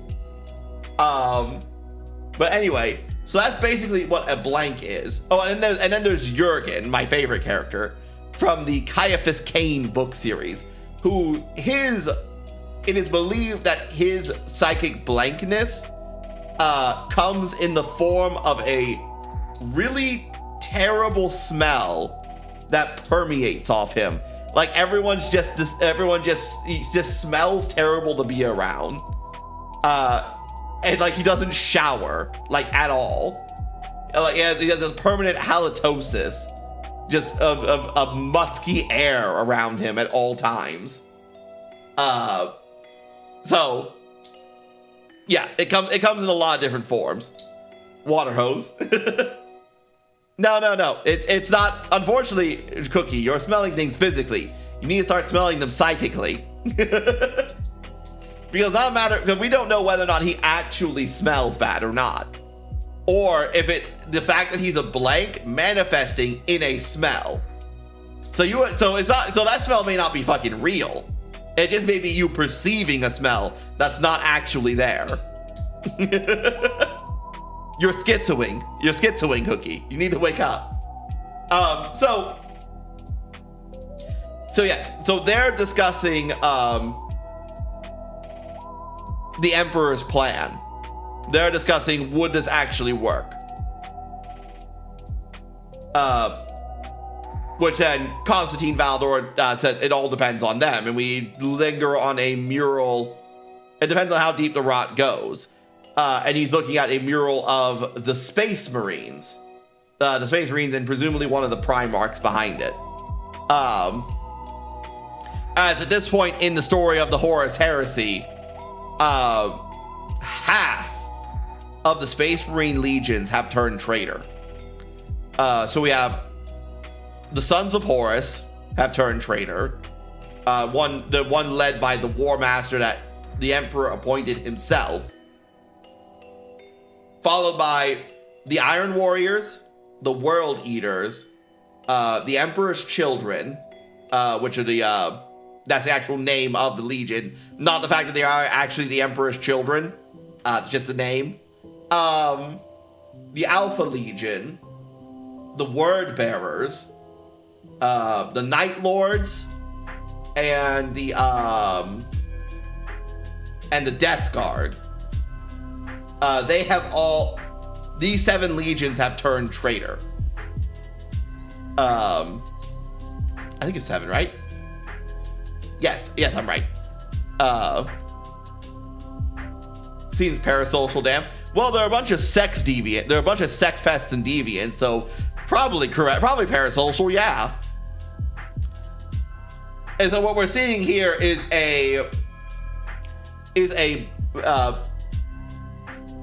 oh, so that fits. Yeah, it fits pretty well. What we're seeing here is a ambush being set up by the Iron Warriors, the traitors, to ambush the loyalists, the loyalist factions, which are comprised of the Salamanders, Ultramarines, Raven Guard, Dark Angels, Space Wolves. Who am I missing? Space Wolves, White Scars, and I'm short one. Who am I short on? Blood Angels. That's who I'm looking for. Hold on. I'll be right back. Hey, let the dog inside. Be right back. No, dog's right here. You go inside, Piper. Go inside. No, you're outside. No, you're inside. No, Piper's already inside. What am I talking about? I thought she was outside. Anyway. So in this battle, we're seeing the Iron Warriors, traitor faction, ambushing the Salamanders, which is a loyalist faction.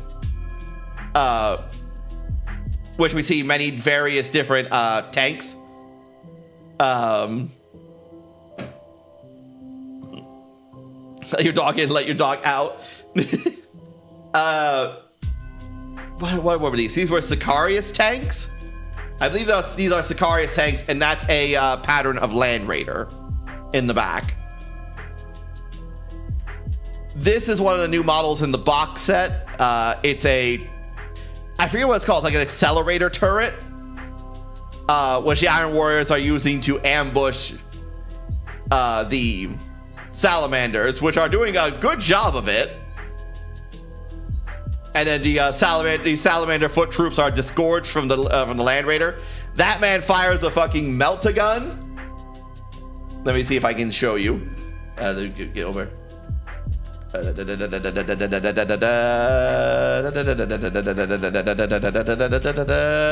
Yes, you can see he has a Heresy era pattern melt-a-gun, which is basically it fires a concentrated beam of energy that's very short range. In the tabletop, it's about like 12 inches long. In the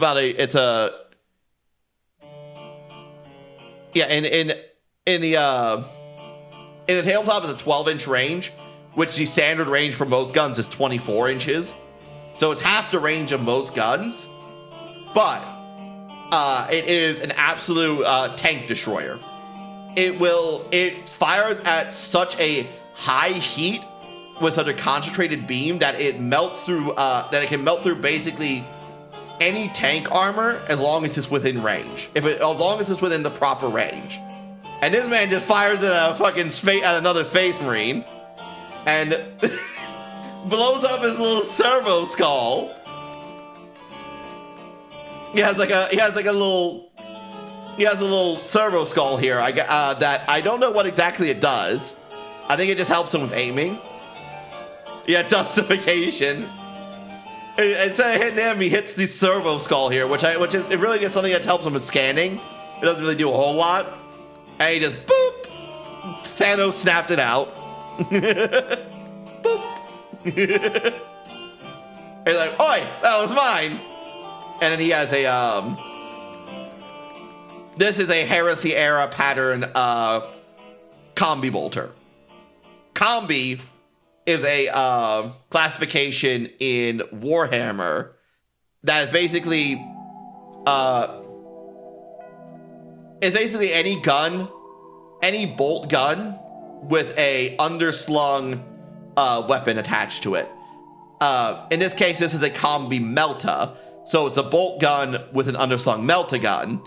While this could also become in other different patterns with combi bolter, where it's a bolt gun with another bolt gun attached underneath, and then there's the combi plasma, combi flamer, a plasma gun or a flamer or a flamethrower, respectively. And The advantage of this this exists in both the Heresy era of 40k, which takes place 10,000 years before the modern game. So this is 30k, not 40k. But this also exists in the modern era of 40k as well. The benefit of this is having the versatility of being able to fire either plasma weaponry, flamer weaponry, or melta weaponry, or to get double the shots on your bolt guns at the cost of the underslung part of this gun usually only can fire once, maybe twice, before it's completely spent out of ammo. But he gives them a bang. And that's when the Iron Warriors reveal their ambush. All the bodies on the ground they thought were dead people were not, in fact, dead people. They were alive the whole time. And the salamanders are caught in another ambush. But the salamanders are caught in an ambush. Which turns into a very close range firefight. They basically get up right on top of them. Which you can see that from the overhead view. Yeah, see, here's the Iron Warrior captain they were charging at. And here are the Iron Warriors that got up from the ground. And then here are the salamanders. So they basically got pretty much surrounded immediately. And now it's pretty much a point blank firefight, pretty much. As this man takes a bolt round, several bolt rounds actually, right to the face.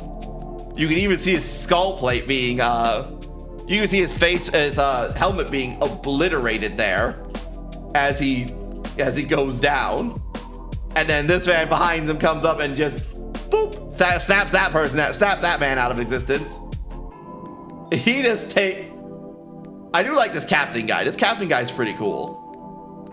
The salamander runs up to go take on the captain, and then he just takes a fucking bolt round to the face. And then this guy over here is just gonna get biffed with a power mace. The power weapons are an interesting thing in 40k too. They exist in 40k, they exist in 30k. They're very iconic in Warhammer. Power weapons are basically they are a normal weapon until they're activated, and when they are activated, they get a field around them. This field allows the blade or mace or thunderhammer to basically part whatever it comes into contact with. It has the field around it when it strikes an object, separates that object on a molecular level. So it's why the power sword can cut through anything, and why the thunderhammer has a more disastrous explosion to it when it hits something, because of the force of the force behind it, plus the how it rapidly separates molecules from each other, causes a rapid expansion that causes basically a vacuum to occur. So a little explosion happens right there, which is really cool. And then so he cracks him with the power mace and just obliterates him.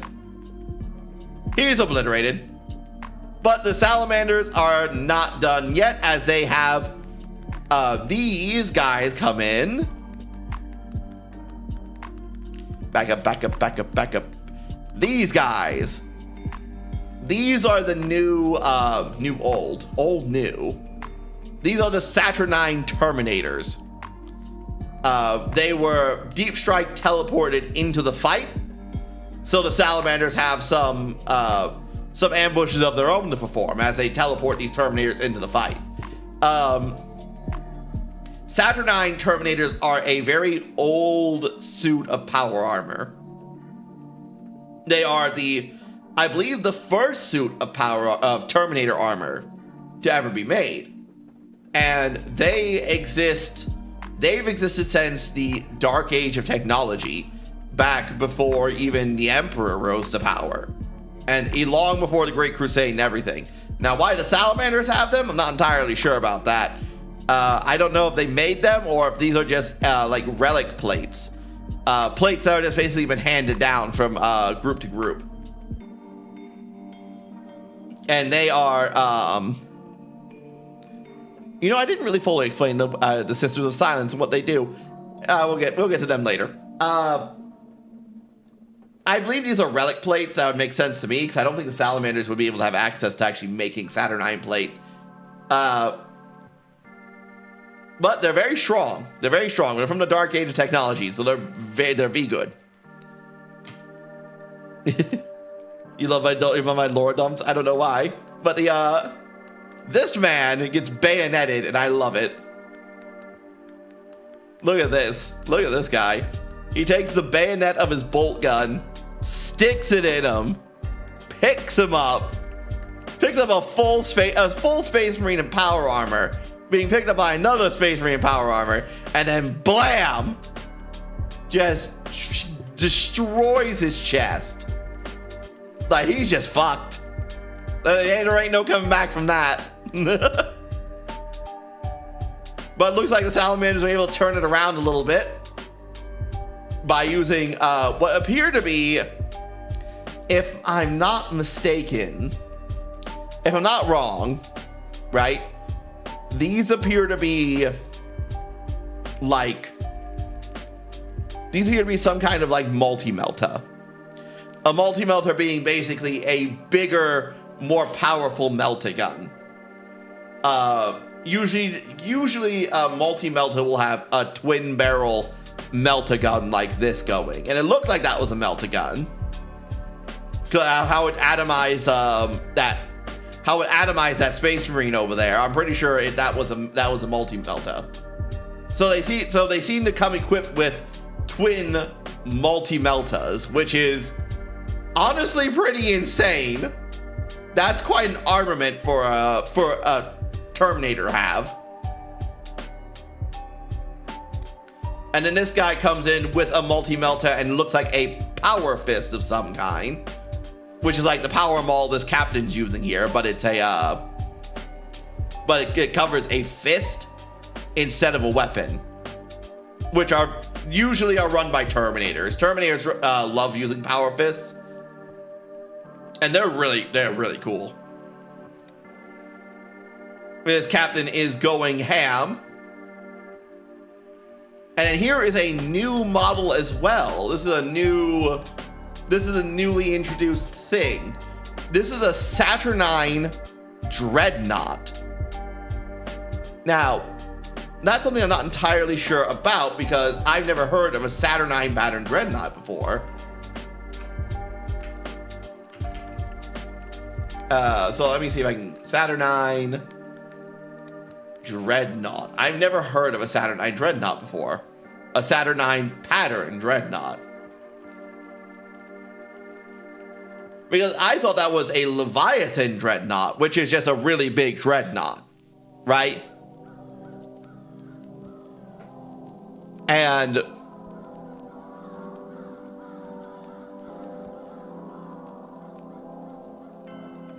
yeah, like the but I don't know. But I don't know where exactly where a Saturnine Dreadnought has come from. That is something that doesn't make a lot of sense to me. Like, what exactly is the difference between a Saturnine Dreadnought and a Leviathan Dreadnought? Because they both seem to be big, chunky boys. Like, here's the Saturnine Dreadnought. Let me show you what a Leviathan Dreadnought looks like.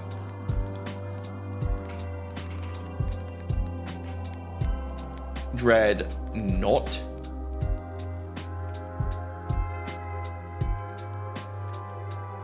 Here we go. Oh, no. Back. I just want to pull up this image. Alright. So, there's the Leviathan. There's a Saturnine. Here's a Leviathan. They look pretty similar to each other, don't they? They're pretty similar to each other. Like, it doesn't have these big shoulder pads here. But if it didn't have the shoulder pads and like it was just like a more rounded rounded body here, there would basically be no difference between them, right?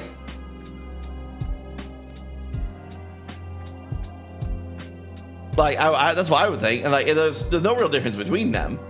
So I'm kind of just like, what exactly is a Saturnine Dreadnought? I don't know what that is.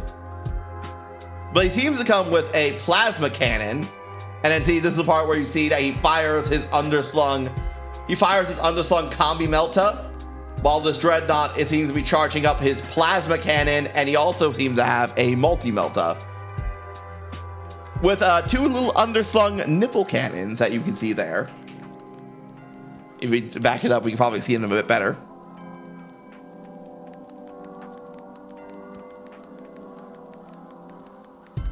Back up, back up, back up, back up, back up, back up, back up, back up.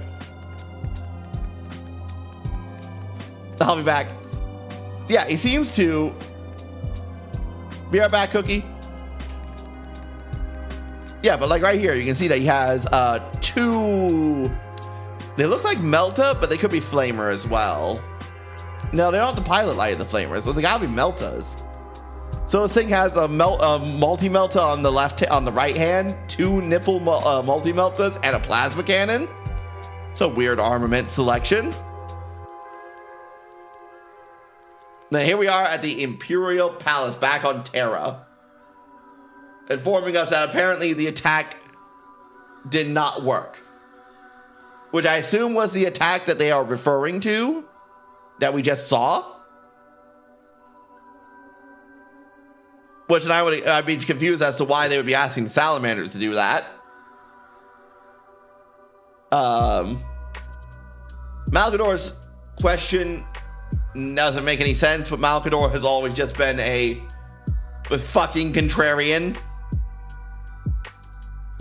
Malcador, I don't really like Malcador's portrayal in the Horus Heresy, because Malcador just seems to be like, look at me, I'm ancient and wise, and then the writers just because he's ancient wise character, I can have him say all kinds of stupid shit that I think is really smart, but it's really dumb. Like for instance, when he said that all the Primarchs should have been women, and then the Horus Heresy wouldn't have happened, and then this battle wouldn't have happened. Because women, and it's literally, this is literally something that's written by a writer who's never had sisters before, who doesn't know anything about sisters because they fight all the time. Like yeah, it's and do things like that, right? Well, a lot of times with Malcador, he always just seems to be a mouthpiece for him to go, for the writers to start going, is the Emperor actually right when he does what he does? Maybe they're right. Who knows? I'm just being cryptic and weird. Even though any sane man from this position looking at what the traitor legions are doing, they're not right. They are not in the right to turn against the Emperor at all. But yeah, I found that to be very, very interesting. It's a very interesting trailer, and I do like this box set. See, I'm stuck in a crossroads here with Games Workshop, because on the one hand, I fucking hate that company. I hate Games Workshop. I love Warhammer. It's my favorite setting of all time, but man, it's my favorite setting of all time in spite of Games Workshop and all of its fuckeries. And so I sit here just going, man, I want to buy the new box set because it has Iron Warriors and Salamanders, and I like Iron Warriors and Salamanders. It'd be kind of fun to put those together on stream for you guys. It'd be fun to make a little stream of just putting together minis, but Games Workshop's currently having a lawsuit where they're trying to fucking, in the middle of having a lawsuit of trying to basically abuse American law system to copyright the word Warhammer and use that as a cudgel against content creators. For instance, recently they went after a content creator for using the trademark word Warhammer when he was discussing a a Warhammer type BattleTech robot. It wasn't even Warhammer, like Warhammer from the same franchise. It was a mech from the BattleTech series that just used the word Warhammer because its name is a Warhammer type battle mech. A BattleTech mech. And it's just like, what the fuck? And Games Workshop's like trying to pummel that person's channel into oblivion for this. And it's just like, man, this fucking company is so scummy. I think they're currently suing like, what, over 200 people right now in Florida? Through the Florida law system. To basically do this, to get people to stop using their copyrighted language of Warhammer. So anything Warhammer related. And like they're going through and they're targeting content creators specifically with this stuff. Soon they'll start going after basically anyone who uses the term, any of their Games Workshop terminology. And then there's their constant push to try to keep saying things like there is no lore in Warhammer, or pushing nonsense like the Femstodes, or retconning what Wraithbone is. Yeah, and then there's like that, and to elaborate a bit more, there is no canon in Warhammer is that writers for like the past like what? Past long while. It's been a long while. For Games Workshop, the writers for Games Workshop and Warhammer specifically have been trying to push the idea that every single bit of lore we have ever learned in Warhammer is all from the Imperium's perspective, and thus is not canon because it's only from the Imperium's point of view, and that because of this, there is no actual established canon in Warhammer. This is, by the way, the tactics of lazy people who don't want to be held to a standard, so that they don't want to be held to a standard, so they don't have to care. You know, they don't have to care about the small details. They don't have to care about the being consistent with other stories and other books. They can do whatever they want because there is no such thing as canon. Lazy people, and they should not be allowed to, and they should not be let to get away with this. People should lambast them for it. But like, yeah, like it's hard to like Games Workshop as a company because they are. You think like AAA game countries can be fucking scummy? Oh boy, Games Workshop is the most malicious company out there when it comes to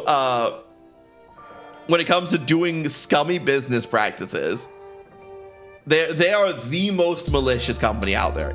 I would say one of the most malicious in the world, short of the companies that are doing shit like Nestle in Africa, right? Aside from that, like that, like they're not like that, but like they're still pretty high up, and so like it's hard to want to like actually like buy models, right? Because like if I buy models, I'm supporting this fucking heinous company. But like I want to do more Warhammer stuff. I like to do Warhammer stuff, and 3D printing helps and all, right? 3D printing works pretty well for that, but like it only goes so far. And there are some models I really dislike. I would like to have to build on stream, to paint, to just have like these Horus Heresy models, which are really cool. Or like a lot of old world models would be really cool to have too. But like, damn, man, damn, it really does suck to be a fan of Warhammer right now. And a lot of the new people, like a lot of the newer people coming into the hobby, they don't know any better. They don't know. They look at me. They look at me like, "What are you talking about? Everything's great right now." Like it is not. It's not. But so like it sucks to like how to phrase this. It sucks to watch your hobby. How to phrase this? Like not change, but like get ruined, I guess is the way to put it, through a slow, long series of changes over the years, each one being made for business decisions than because it's good for the hobby. It's good for the game, good for the setting, good for the lore. Like Primaris Marines are a good example of this. Primaris Marines are entirely a business decision. They entirely are a thing that were made because Games Workshop wanted to sell you the same models you made again. The same Space Marine models you already have, they want you to just buy those again. So they made a whole new thing, and then are slowly taking away all of your models by legending all of them, so you can't use them in any competitive play. And they're like, oh, okay, well, I don't have to play competitively. Well, too bad, motherfucker. Games Workshop's heavily pushing competitive play now. The tournament scene is popping off like crazy for Warhammer, and all the rules are being written for competitive match play.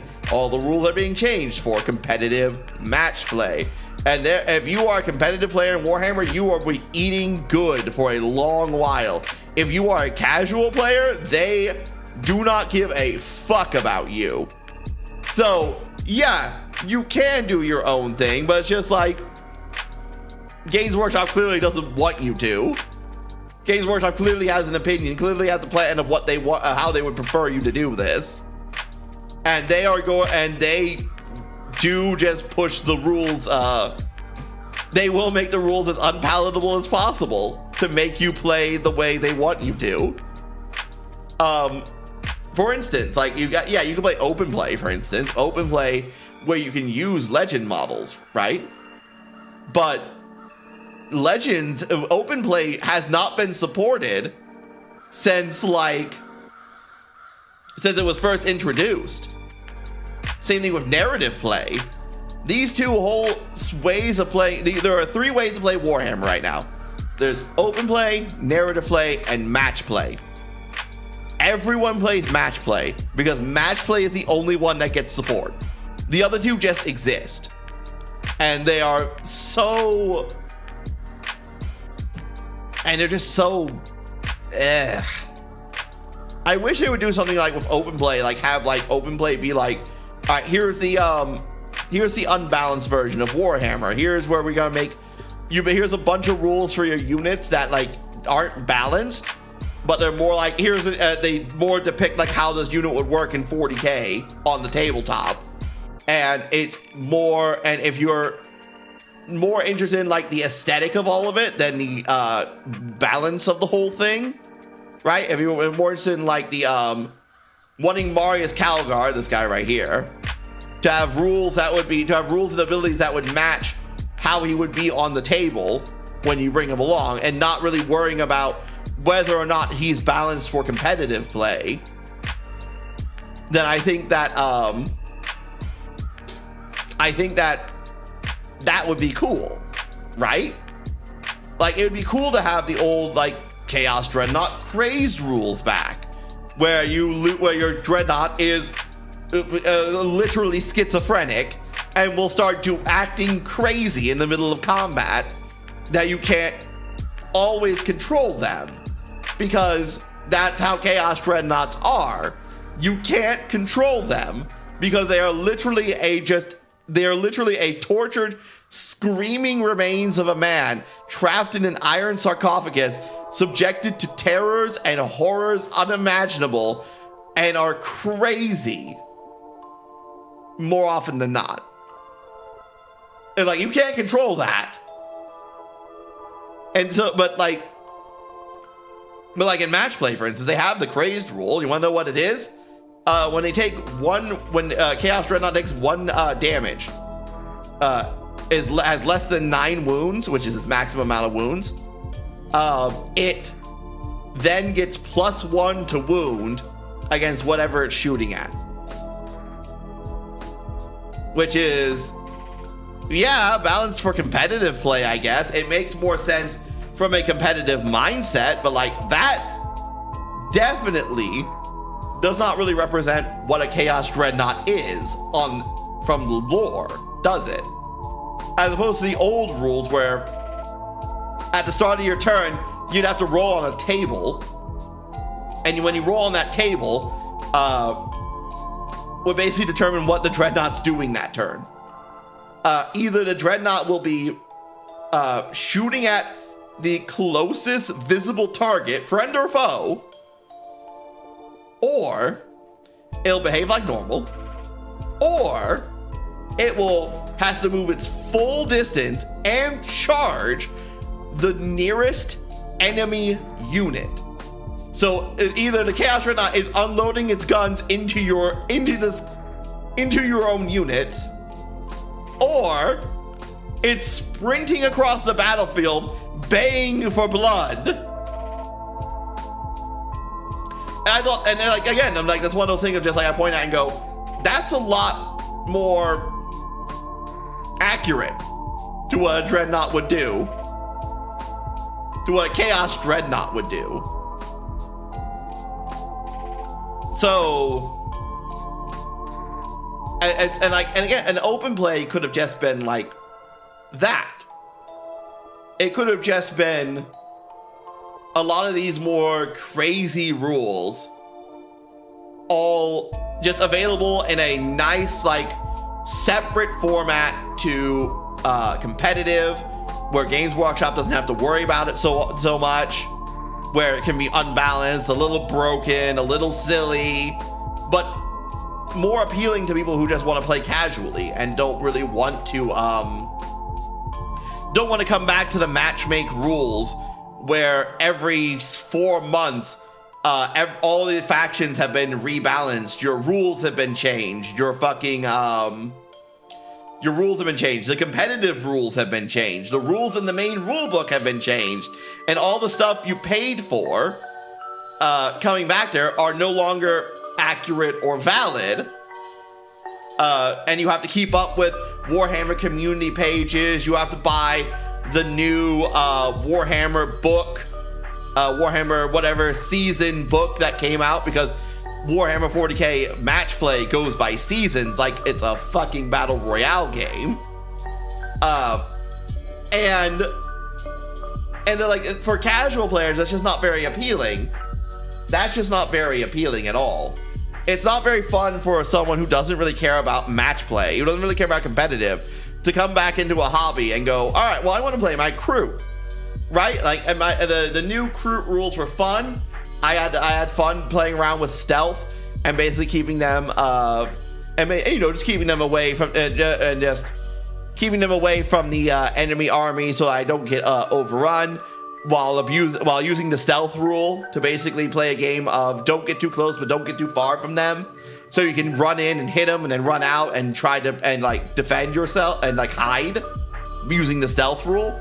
And then you come back to the game and learn that, oh, by the way, stealth has been entirely changed because another faction that wasn't the crew abused the stealth rule in a tournament. Games Workshop saw that, didn't like it, so they nerfed stealth entirely, so your army no longer functions, which is what happened to the crew in 10th edition. The crew army is no longer a thing you can play because stealth has been completely nerfed into the ground, and the crew needed how stealth worked. Their entire army was built around how stealth functions. Before they nerfed it, it was all built around that. And then when they nerfed it and changed it entirely, they basically lost what made that army interesting or unique, and they also lost being able to be played at all, because now they just don't work. They just flat out don't work as a faction anymore. So it's kind of just like, damn. It's kind of like, damn, you know? And like, as a competitive player, like a casual player, this is all incredibly unappealing to casual play. And like, for competitive play, they don't really care. Competitive players are fine with changing armies, mixing things up for the meta, trying different units. They have their own way of having fun. They have their own way of having fun. What I'm saying is the way a casual player likes to have fun, in a way a matchmake player likes to have fun, a competitive player likes to have fun, I do not believe are very compatible with each other. I do not believe are very compatible with each other in a tabletop game like Warhammer. They just don't seem to really gel together when Games Workshop's making the rules for them. And it'd be nice for them to have their own little. It'd be nice for people like me who prefers casual play, who prefers casual play, or it'd be nice for people who prefer casual play to have their own little area to go to and just like, I don't really want to worry about being balanced. I don't want to worry about being caught up with the meta. I don't want to be worried about being caught up with the current seasonal rules. I just want to play my silly little faction that does its silly little things and not have to worry about that. And just fuck around for a few hours, right?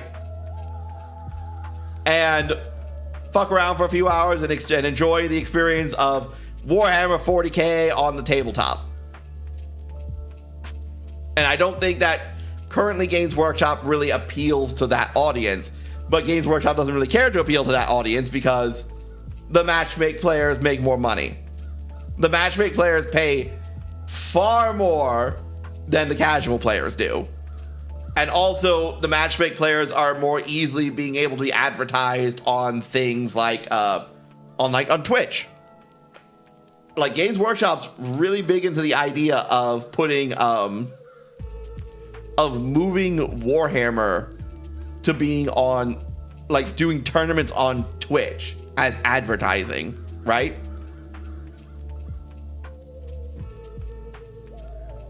And they're really into that idea. And competitive play works better for that. Competitive match play works for that. Casual play really doesn't. You would try to fucking stream an old casual game of like 3rd edition Warhammer, 6th edition Warhammer, fucking anything like that, and it will 5th edition, and it will, and I guarantee you, outside of the people playing it, it will not seem like a lot of fun to be. It will not seem like a balanced experience to anyone at all. As the Grey Knight player in 5th edition summons a horde of ghosts, Grey Knight paladins, to beat the shit out of the Chaos player. And then the Chaos player just goes, well, they will not enjoy that. That will definitely be not a thing that I do not think will be enjoyed as much. It's just kind of the way of things, you know? It's just the way of things. I just wish that Games Workshop would cater to more people than would just do more. Like, it doesn't like really hurt them to do more, to do just a fucking. I don't think it would hurt them just to cater to casual a bit more and not be so worried about competitive as much. Like, I'm not saying like let the competitive players starve or anything. I'm still fine with them being the main focus. Even I just wish casual play got something, you know. I wish casual play got something. I wish Games Workshop would stop scalping me for and saying that these prices for models are reasonable. I wish Games Workshop would stop suing people because they use the word Warhammer in a YouTube title. Like, just any of these things would be really nice. I wish Games Workshop's writers would stop saying there's no such thing as canon. Like, I just have a list of grievances with Games Workshop as a company, and it's annoying. You know, it's annoying. It's just start to the black mallet. Well, Games Workshop's currently suing content creators, so that's you know. Anyway, welcome back, Cookie. You missed my little rant, my little tirade about Games Workshop. Discussing. Did you not hear? I guess you didn't. They were in the middle of No, you've been listening. Oh, okay. So okay, you've been around for it. So you did hear me do the talk about the one guy who's being sued. He was having his channel getting obliterated on YouTube because Games Workshop wants to, because he used the word Warhammer in a title when talking about a completely different franchise, and also half of Florida. But no, it's not people being sued, half of Florida being sued. It's Games Workshop using the legal system in Florida to push over 200 lawsuits against American citizens, pretty much.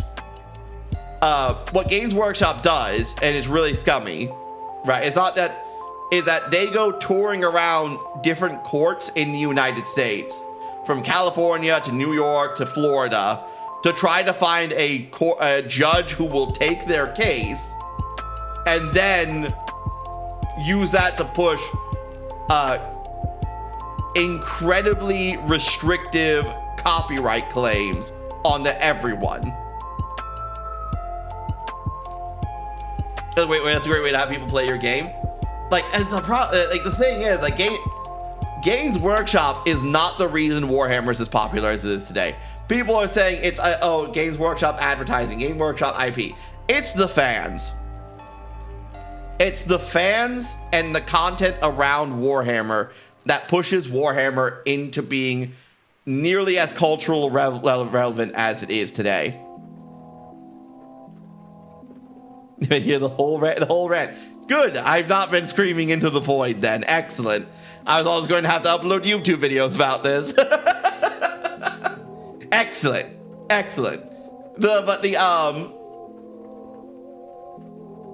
Yeah, it's just the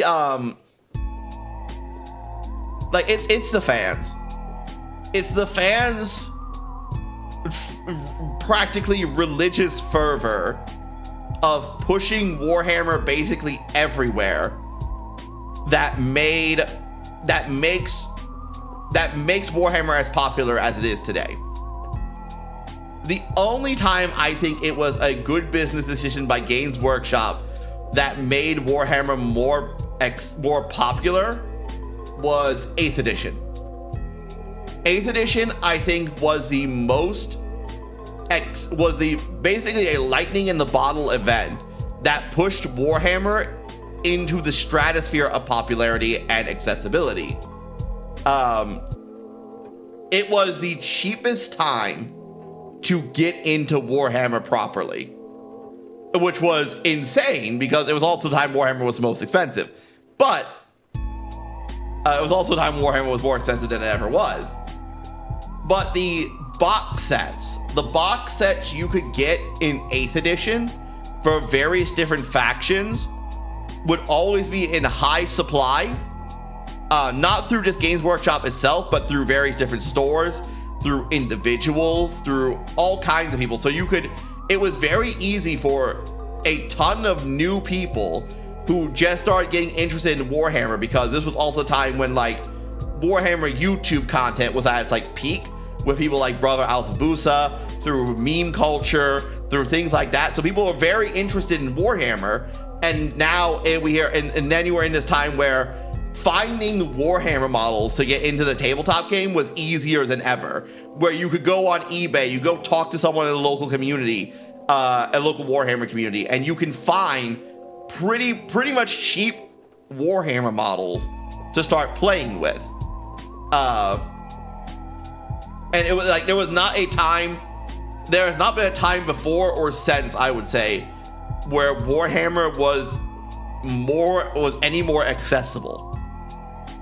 And I do believe that was like a one-time event sort of thing. That was also the thing that brought in like a lot of new people who don't really understand, because the 8th edition was also the time when Warhammer also started changing massively in the lore. 8th edition is pretty much the clear cut between the new lore of Warhammer, involving Primaris Marines and a lot of the changes they've been and their push for there is no canon in Warhammer. 8th edition was the time they really started doing this. And then basically anything, if you were around pre-8th edition, if you're around for 2nd, 3rd, 4th, 5th, 6th, and 7th edition, this would be old Warhammer. This would be the old Warhammer lore. Anything basically pre-2014 is old Warhammer lore. And there was such a radical shift between new and old Warhammer lore that it's really hard to explain to someone who joined in Warhammer at 8th edition what exactly you mean. I do think it requires a lot of time and effort to really get it across, and a visual representation, which we'll do right now. Let's work with some visuals. Let's take artwork from 8th edition. So 8th edition, just for a general sense of how the vibe of Warhammer has changed, right? Let's go with a more abstract emotion here. Something, the feeling around Warhammer has changed quite a bit. So let's go with some 8th edition artwork.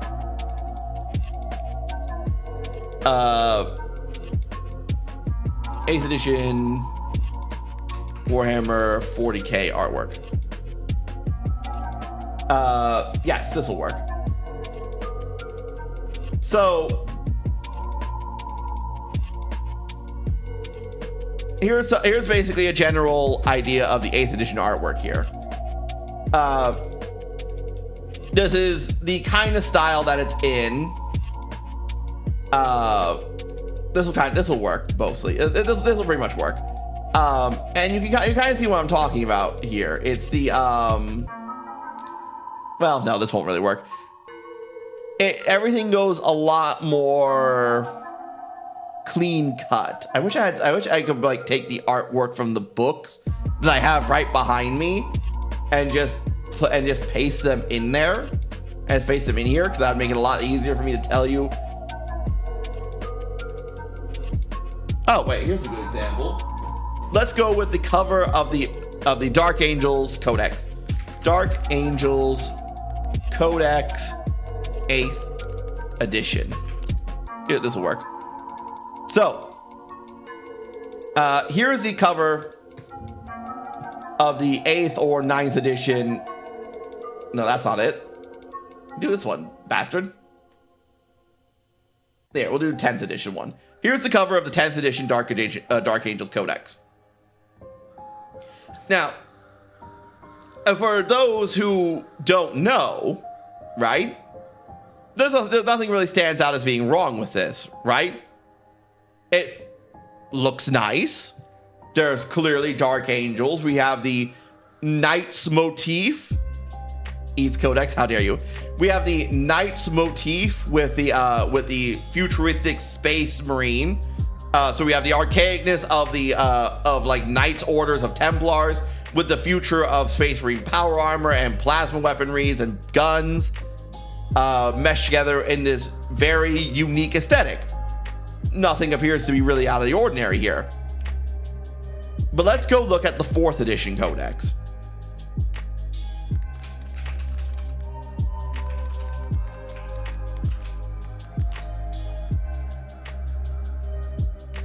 This is the cover of the 4th edition Dark Angel. Oh, well, they didn't want to fucking give me a full-size image of that. Here we go. This is the cover of the 4th edition Dark Angels Codex. This is the codex that came out basically in like 2003, 2004. And you can kind of see immediately that there's quite a different vibe between the two of these, wouldn't you say? This one looks, and this one kind of has a modern trim to it. It has a very modern, a laser edge artwork to it, but it's just like, it's a lot more smooth, isn't it? Despite that there's a bit of grime to things, everything's a lot more rounded, everything's a lot more smooth, everything's a lot more crisp. While in this, everything's a bit more gritty, it's a bit more grimy. The proportions are a little different. It gives a very different vibe to everything. This is a lot more, I guess would say the right way to say it would be dark. There's a lot more, what would be the words for it? Cookie, use artistic language. I guess gritty and dark would be the way I'd put it, where it's just it's a lot more character. There's a lot more character to it.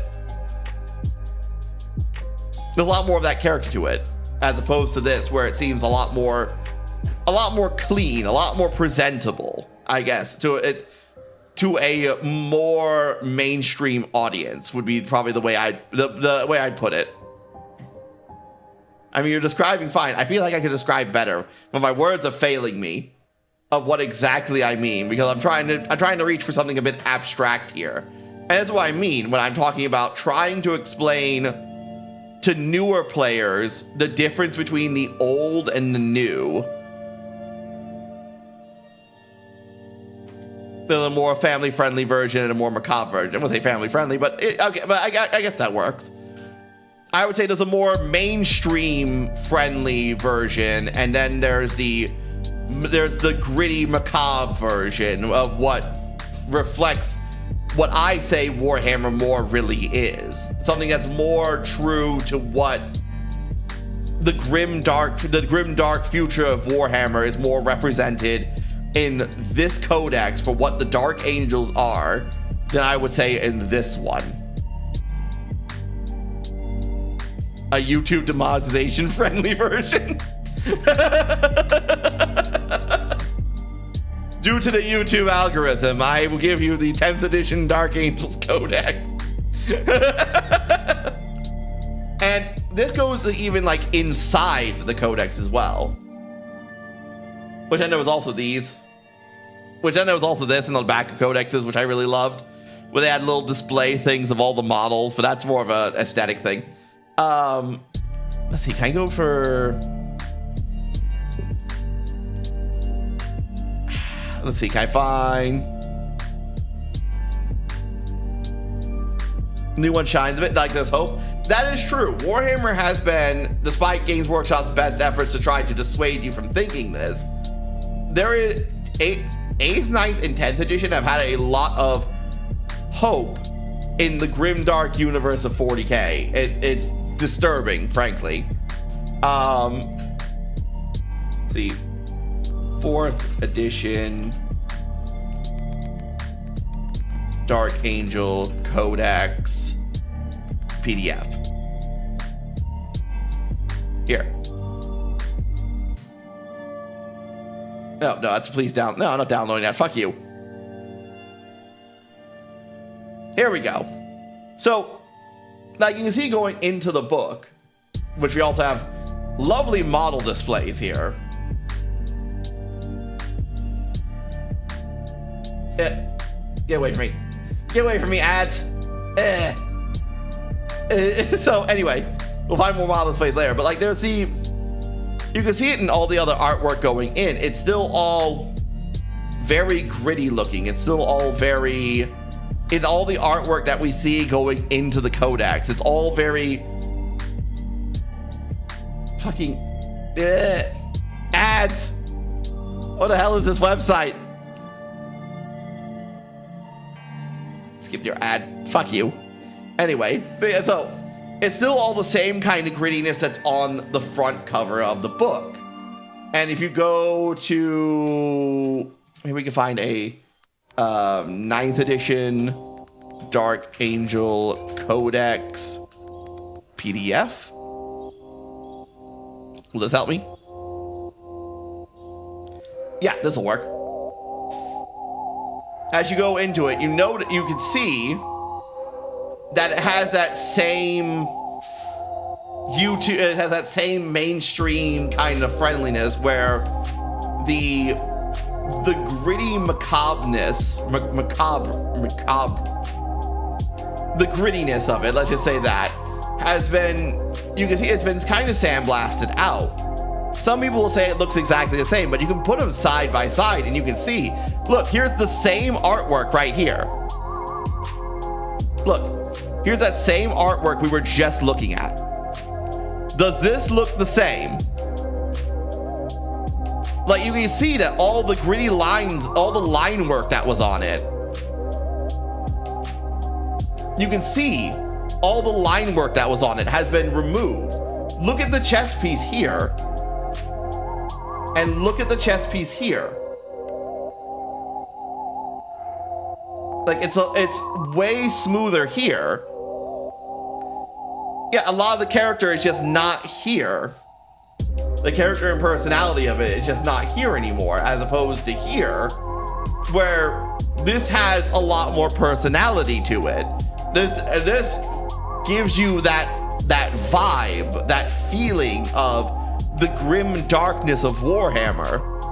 And people started recently, right? There's been like a thing where people are just like, what does grim darkness even mean anymore? Well, like, what does grim darkness mean? People are just like, what? Grim dark is just a vague term that no one really understands. It doesn't mean anything anyway. And I'm telling you, you may not have been able to put it into words, but when you look at this, does that not scream? Does this not tell you what grimdark is without even having to say it? Like it impresses a feeling, a vibe on you of just like sheer grittiness about it. Yeah, it's softened up like quite a lot. Who the fuck turn the brightness up on that picture? God only knows. And like you see like images here, for instance, of the dark angels doing a little ceremony, doing their own little ceremonies. Here's just an image of a face, someone's face. Look at that. Well, as soon as this stupid ad wants to go away, I have the 4th edition Dark Angel Codex right behind me. I wish I could just fucking put it up here for you guys to see. Like, here's just one of his face, and look at all the line work on it. Look how angry, dirty, and dark this whole thing looks. And not just visually angry, dirty, and dark, like just like how it feels, like what it tries to convey to you through his looks alone. And then you go back to this one. Let's see if we can find a character face here.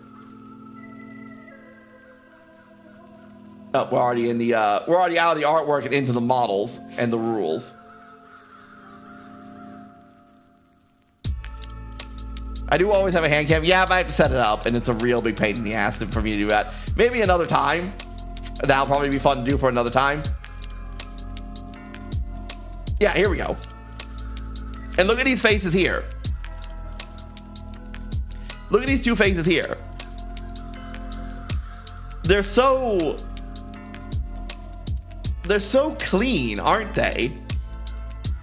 They're so like, yeah, they're a bit like gritty. They're a bit angry, but like it's not the same. It's not the same. I'm struggling to like put it into words exactly what I mean by this. I feel like I'm circling around the same point over and over and over again, but I can't quite nail what exactly I want to say. It's just one of those things that's like it's hard to explain to a new person who didn't know this version of Warhammer. And it sucks, you know? And then there's this one. I don't even know what the fuck that is. I don't even know what that is. I mean, this is old Rogue Trader era artwork. I'm pretty sure, like second edition Dark Angel artwork there. Pretty sure that's what that is.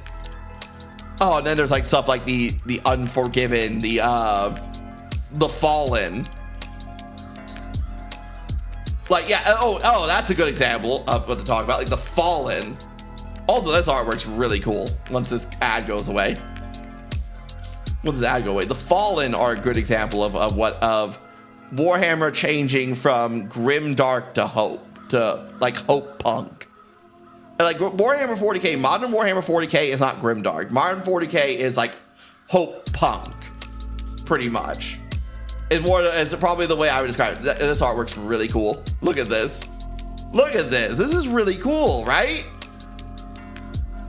Like, there's so much personality in this. It's so cool. Anyway, the Fallen for the Dark Angels are a group back during the Horus Heresy, back during the end of the Horus Heresy. The Dark Angels basically had a civil war. I won't get into all the details about how that came about. It's not really that important. The point is, half of the Dark Angels Legion turned to chaos. And the Lion, the Primarch of the Dark Angels, fought their leader Luther Harkin, and that battle between the two of them caused the destruction of the Dark Angels' homeworld of Caliban. The Rock, as it's called, is basically a floating chunk of what's left of the planet in space that the Dark Angels chapter makes their home. Chapters being the formation of Space Marines that were made after the end of the Horus Heresy, where Guilliman, the Primarch of the Ultramarines, wanted to make sure that the heresy could never happen again. So he broke up all the Space Marine legions into different chapters, which are basically organizations of, instead of a legion, which was 1 million Space Marines, which is an organization of 1 million Space Marines, chapters are separate organizations of 1,000 Space Marines at maximum. Basically as a way to disseminate the power across a bunch of different organizations to make sure no one man could get control of all the Space Marines again. The Dark Angel chapter makes Caliban, the Rock, their home. But every single Dark Angel chapter and successor chapter, each chapter having their own name. So there's I wonder if this book will tell us. There are different Dark Angel successor chapters. There's the main Dark Angel chapter, and then there were several first founding chapters, which are basically chapters that were made basically right at the end of the heresy. This book may actually be pretty useful for this. Yeah, see, successor chapters. Go to page 40. Bloop, bloop, bloop. Bloop, bloop, bloop, bloop. Bloop, bloop, bloop. Ah, here we go. See, we have different, I'm a little bit in front of it. Let me move myself out of the way. Why you see Space Marines in different color schemes is why, because they're all different chapters of Space Marines. You have the Angels of Redemption, the Angels of Absolution, the Blades of Vengeance, the Angels of Vengeance, the Consecrators, the Disciples of Caliban. These are all chapters of Space Marine from the Dark Angels Legion.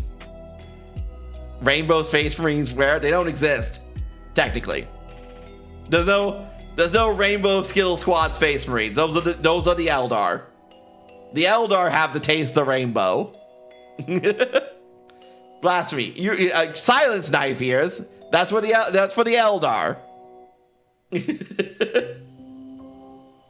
Anyway, rah rah rah. Anyway, so after the destruction of Caliban, after the fight against the Fallen, every Dark Angel chapter and successor chapter ever since have hunted the remains of the Fallen. They go out, they has been their lore since time immemorial, since we first learned of the Dark Angels chapter in Warhammer, that they hunt the fallen traitors of Dark Angels that are still remaining in Warhammer. Hello, Forsaken. And they will hunt them down and kill them to basically deal with the shame of having half the Legion turn traitor against the Emperor. This is what they consider to be their penance. I wish I could tweet. Well, you can't. God, that might be my activation noise. Basically, this is the form of penance for them. Up, going to space. And so, Fine out, Mark.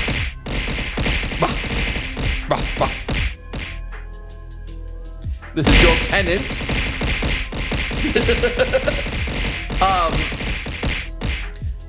So it has been a thing since the lore and time and war that they were going to hunt down the Fallen.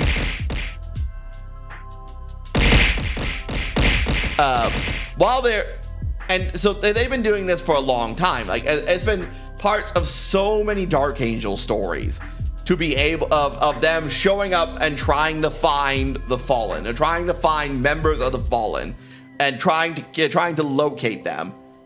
Then the Lion comes back. He's been gone since the destruction of Caliban, and he comes back to the Dark Angels chapter and retakes over the organization of Dark Angels. And when he comes back, he basically gives the Fallen the means to gain redemption for themselves. Now, again, vengeance against the Fallen has been like core to the Dark Angels' identity since 2nd edition Warhammer, right? And then the Lion shows up and just goes, by the way, they said they're sorry, so we can let them back into the Dark Angels organization now. And I'm like, no. Azrael would never accept that. But then, of course, I have to remember the Primarchs are character obliterators. God, I hate the Primarchs. I hate the Primarchs so fucking much. They are character annihilators. For at least in modern 40k, right?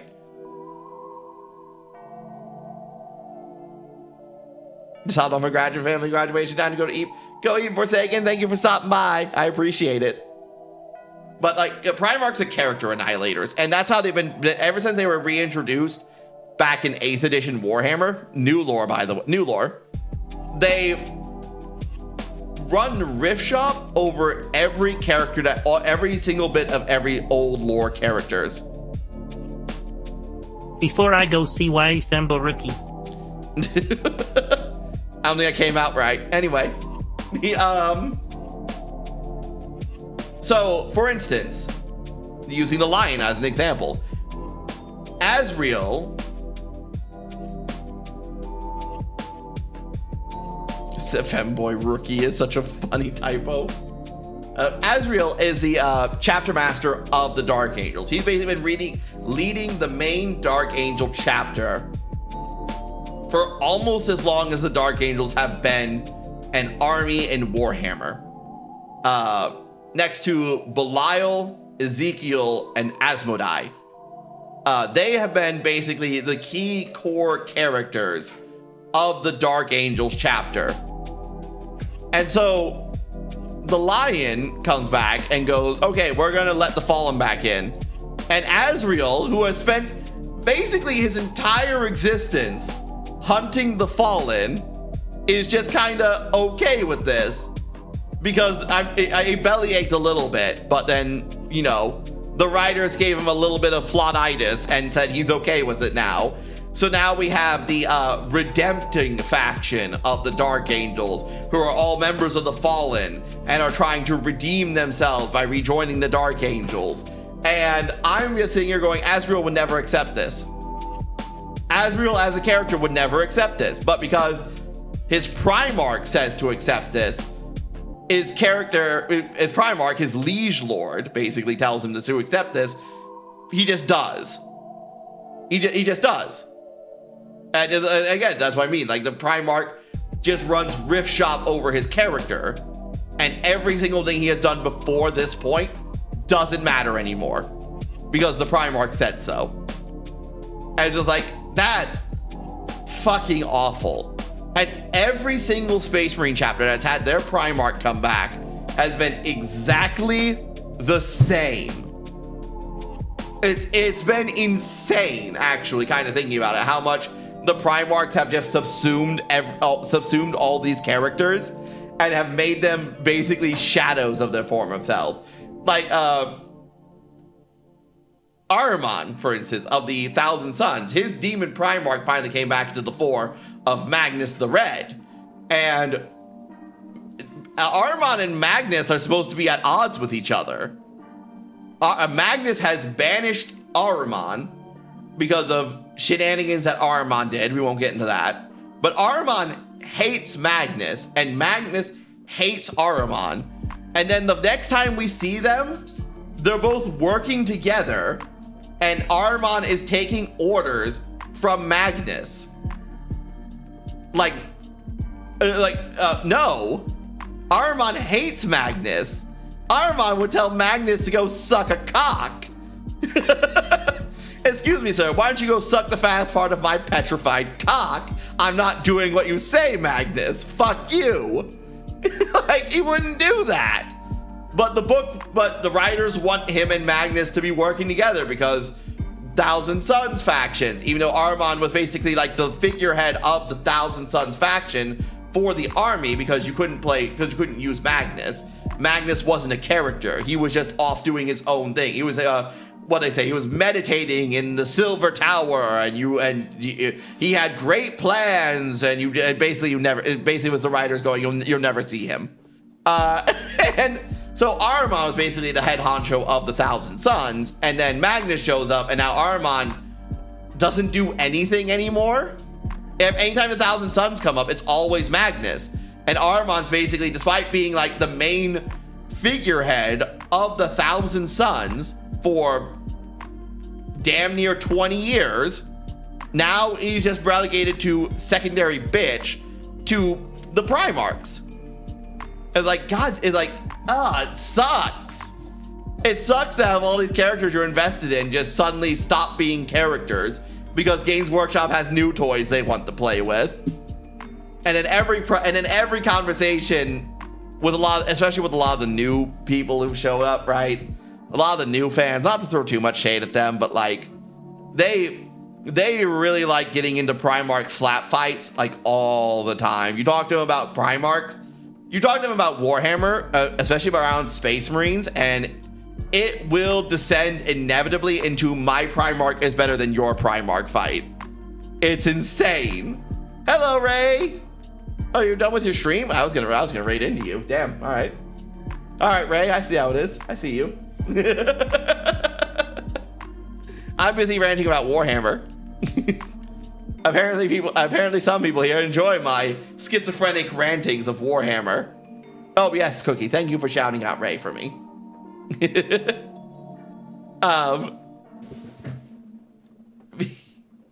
She does. That one right there. She does. Yeah, it's just something that really just irks me to no end. If I seen earlier, I would have rated you. Everyone would have come in just so much knowledge I may never use. So that's just me. I'm just stuffed full of knowledge that no one will ever be able to use in any practical reality. Yeah, all your fans can come in and see me. You put me on your favorites. I should put you on my favorites too. Then, yeah, I will. Meh. They're gonna come in and hear me ranting about how much I hate Primarchs in Warhammer, and I really think they are nothing but bad for the game, for the setting. Stufful. It should have been me. Yeah, but yeah, I do think though that's going not really gonna be here for that long. Make food while you yap. Excellent. Excellent. What are you gonna make? You're gonna make that Korean beef finally? Man, that's a lot of this is like a lot of this is like has been my problems with modern Warhammer. But you ate it all? Oh, nice. Like, I still really like Warhammer. I still really love what it is. I should still go back and read all the books and stuff, be like really, and have a nice little smile on my face. One garlic bread and a soup. What kind of soup? Like for instance, I still love reading Dead Sky, Black Sun. That's still probably one of my favorite Warhammer books out there. You don't have much in the fridge. Oh, you need to go to the store. Ma'am needs to go to the store. God, I understand you so much. Oh, you don't feel like taking the salmon out? Oh no. I need to take the salmon out of my fridge. I have salmon in my fridge I need to cook. Piper, do you go outside? Piper wants to go outside. Be right back.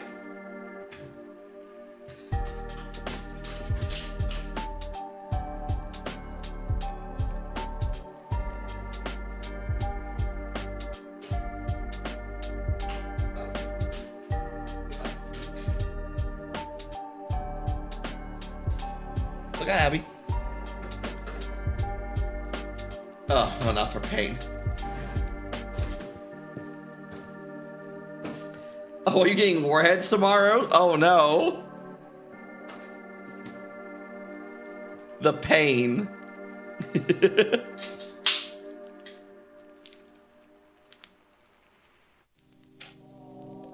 Frankly, Cookie, I killed for them crawfish. I haven't had warheads since I was in high school. I have not had warheads since I've been drinking Dr. Pepper. You're right. You're right. You're right. I've not had any warheads since I was in high school. Back in high school, me and my friends would, yeah, you're right.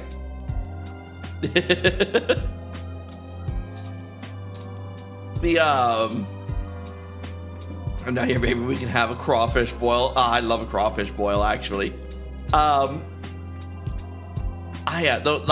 and my friends would always would dare each other to eat multiple warheads at once. I remember my school had a little like candy counter thing in the cafeteria where you could buy a bunch of candy, and we bought like it was like 25 cents per warhead. Dr. Pepper is life. Dr. Pepper is life. It is the GOAT. The GOAT! I prefer the prawn shack. Prawns are pretty good too. And so we spent like, it felt like a bunch of money at the time. I think it was like $5 for like 20 warheads. And I remember we play a game of like how many warheads can you get in your mouth before the pain makes you stop. Let's try eating a pufferfish. No thanks, I'd rather not die.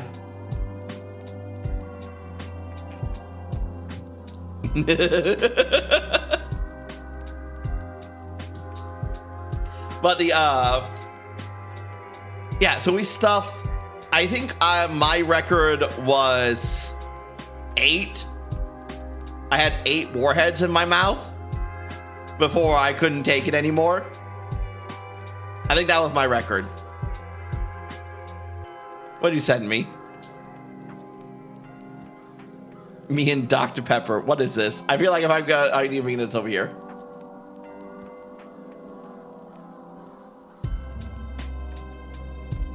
Hold on, what is this?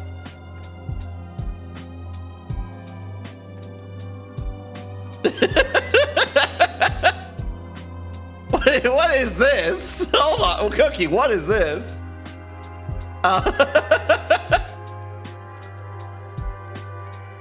Anyway.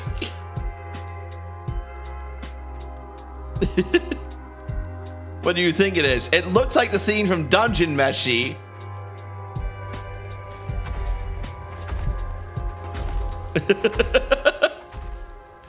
Me and Dr. Pepper holding hands, staring lovingly into each other's eyes. I never wanted to unleash my legions.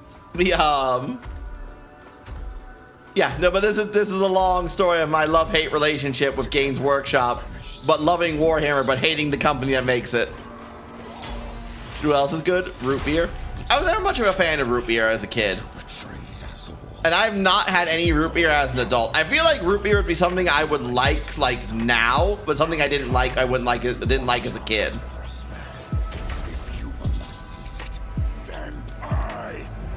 I definitely feel like that would be something it would. Ah, man, like the fucking, I still love these trailers. Root beer has been a 50-50 with people. Ray, marry me. Oh no. Another waifu to add to the pile, Cookie. What will Ellie say? Skies of terror to the galactic rim. I do love these trailers. For Warhammer, well, like a lot, like at least visually for a lot of the Warhammer stuff, has been very good. Seas boil. Let the stars fall. Though it takes the last drop of my blood, I will see the galaxy freed once more. Oh, right in his neck. And if I cannot save it from your failure, Father, then let the galaxy. It's too bad. We could have had more animations, but Games Workshop decided to be bastards and absolutely nuke the Warhammer animation community. In one of their many lawsuit slash copyright claim escapades, they basically put a gun to the head of the entire Warhammer animation community and said either stop making Warhammer animations or sign this NDA and come work for us. And by sign this NDA and come work for us, it's sign this NDA and maybe we'll let you work for us. Yeah, it was awful. And basically it was that, to tell a different angle of it that I haven't told before, that fiasco of animation to, yeah, Games Workshop, like I said, Games Workshop is a completely malicious company. They are a completely malicious company, and I hate that they're the ones in control of Warhammer. Warhammer needs to get off their high horse. It's not Warhammer, it's Games Workshop. Games Workshop is the company that owns Warhammer. What was it? There was something in my mind. Astartes. That was what I was thinking of. Games Workshop was starting their own, to give the lowdown for people who don't know. Games Workshop was starting their own animation channel, right? I don't remember, so I improvised. Basically, on their own website, you can subscribe to Warhammer Plus, where you get a bunch of Warhammer shows and Warhammer animations that they do, right? And they didn't want the competition from the YouTube side, from the fans making their own animations that they made as fans of Warhammer. The Warhammer animation community has been around for a while. So Games Workshop decided they didn't want the competition. So they just copyright nuked the entire YouTube Warhammer animation community. If Warhammer fans weren't cucks, Cookie. Because here's the problem. This fiasco of Games Workshop going through and nuking an animation community out of existence really just crystallized in my head that Warhammer fans, there are two kinds of fans out there. There are fans of Warhammer and there are fans of Games Workshop Warhammer, right?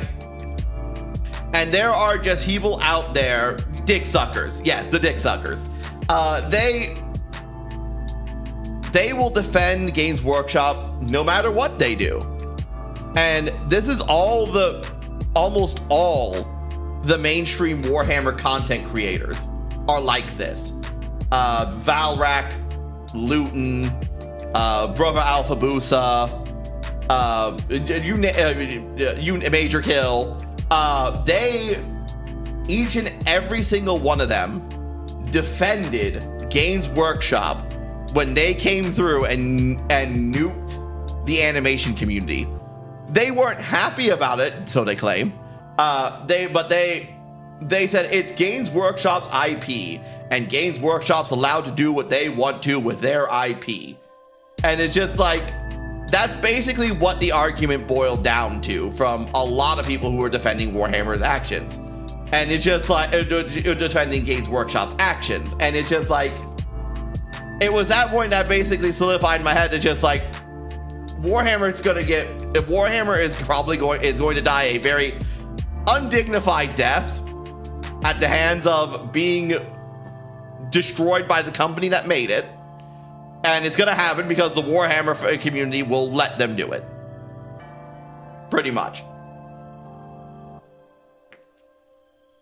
And those who don't agree will be ousted from the community.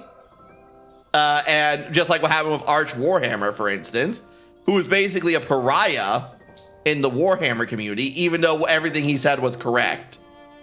I never heard of more entitlement. I don't really know if entitlement's the way to do it. Like, I would say it's just more cuckery than anything else, but that's neither here nor there. I would say it's more just being a professional cuck.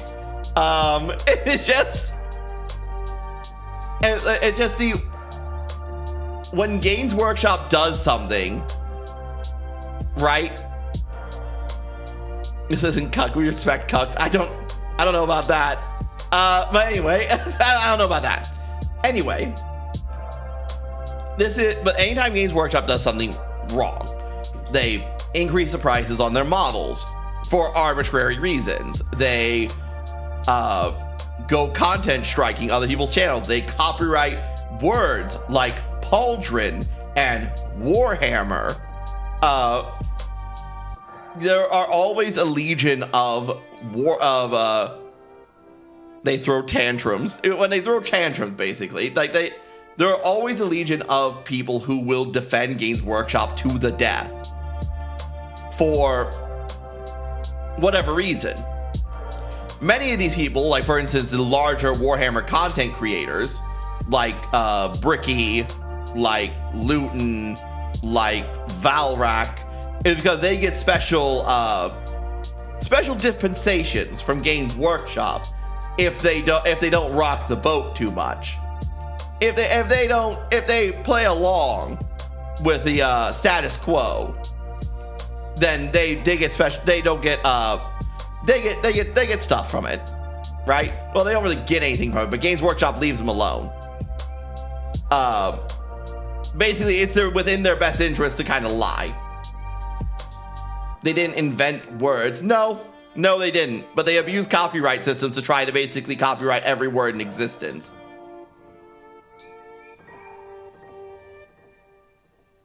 My Family Birthday was the birthday song for Acting Family motherfuckers. Yeah, no, Games Workshop's insane. It's suspected that they nuked Old World Warhammer out of existence to make Age of Sigmar just because Old World was full of stuff they couldn't copyright. Like, they couldn't copyright the word elf. They couldn't copyright the word, they couldn't copyright the Bretonnians, the Tomb Kings, because those were just money and Arthurian lore. And the Arthurian tales of the pulling the sword from the stone sort of type of nonsense. You can't copyright that. That's been around forever. So they nuked the entirety of old world fantasy out of existence to make their own, to just make a new version of fantasy that they could copyright everything in. It's also why they changed all the faction names in 40K, because you see this word Astartes right here? That's a made-up word that they made up that didn't exist in early Warhammer. It only started existing when they were trying to copyright words like Space Marine, and they couldn't copyright Space Marine because Space Marines existed before Warhammer. So they changed it to Astartes. Eldar, that was a word that Tolkien created back in the 1900s for Lord of the Rings. So they couldn't copyright the word Eldar, so they changed to Craft Worlds.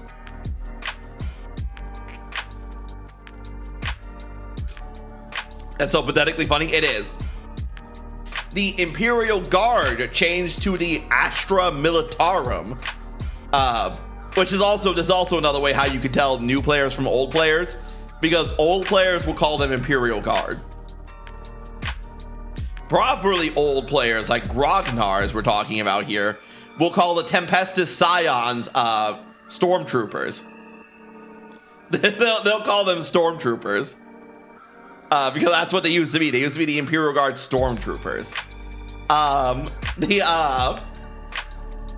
But yeah, it's the like Games Workshop just changed a lot of names just to get copyright strike, just to get copyright on stuff. It's crazy. They are obsessed with copywriting basically every little thing about Warhammer, which is the most hilarious fucking thing when you consider that Warhammer's entire existence, from both fantasy and 40k, I'm apologetically talking shit. I do talk a lot of shit. But like, it's more pathetic when you think about that. Warhammer as a concept, from both the fantasy to the 40k versions, are all just rip-offs, are all take heavily from ideas from other IPs. You later, how dare. For instance, 40k takes a fuckload of things from Dune. A lot of stuff that exists in Dune were wholesale lifted for 40k. And that's because 40k used to be a spoof of a lot of different sci-fi properties. That originally, this was the Rogue Trader days of Warhammer. Way back in the first edition of Warhammer, when Warhammer Fantasy and Warhammer Fantasy and Warhammer Sci-Fi were supposed to be just be spoofs of fantasy and science fiction, and they weren't meant to be really taken that seriously. It wasn't until second edition Warhammer 40k that they then decided, you know what, let's go in a more serious direction with this. Let's take this in a more serious way because we actually have something interesting here. That's when they did that. But back in first edition, it was all just wholesale lifting a bunch of different sci-fi properties just to make spoofs out of it. It's like the closet I can connect their attitude to is something, making a Mary Sue of a character, then changing it a little and saying, no, see, it's totally original. Well, like for instance, they had Obi-Wan in the in Warhammer. He was like Obi-Wan, and he was like, it was like a detective sort of character. They had, like, again, that's what I'm talking about, like what level of spoof Warhammer used to be.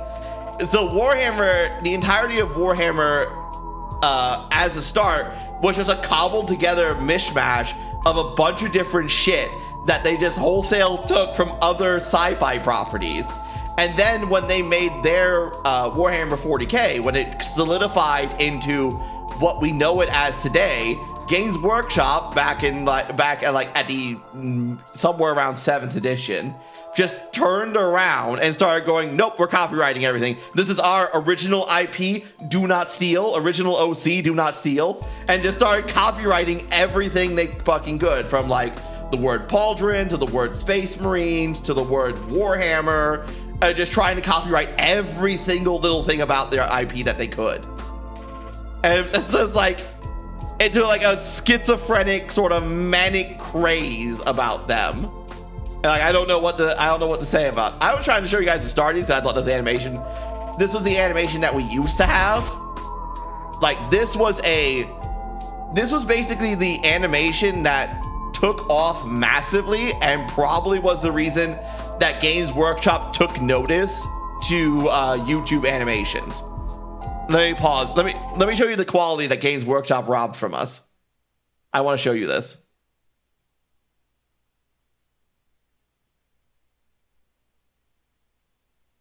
Because this used to be free on the internet. This used to be just fans, just one guy, by the way, one guy animated this by himself. He didn't have any help.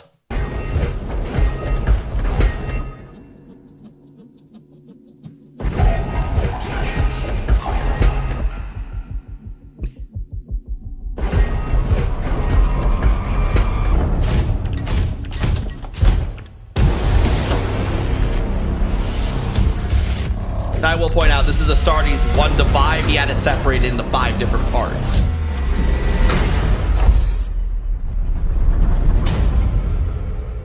This will be where the first part ends, and then it was why it has those random black screens in there.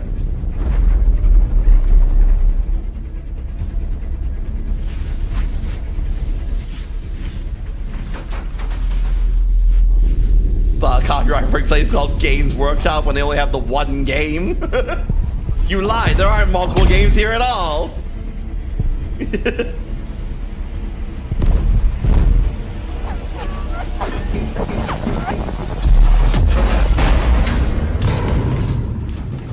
God, this animation's so good. You get to see Space Marines in action. It's always so fun.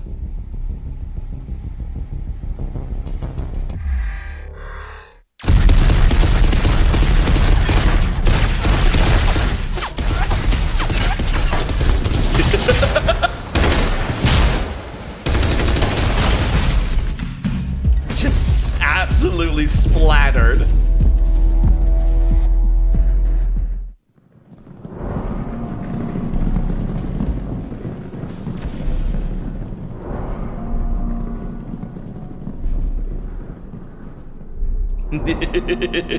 Sorry, I'm trying not to talk during this because this is a very good animation.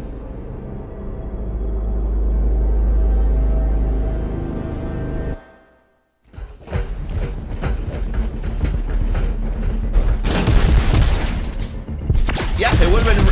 It was really big in the Warhammer community, but then they nuked it out of existence. So they brought the guy onto the Warhammer animation team.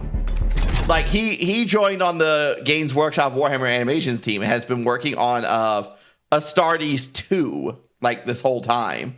That's exclusive to the Warhammer Plus content now.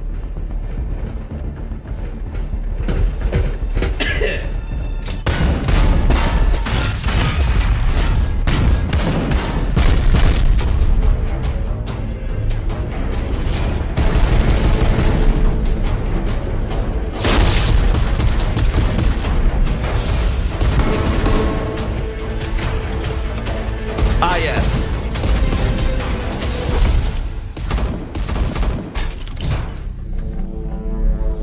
It always works out so well when you paywall everything, doesn't it?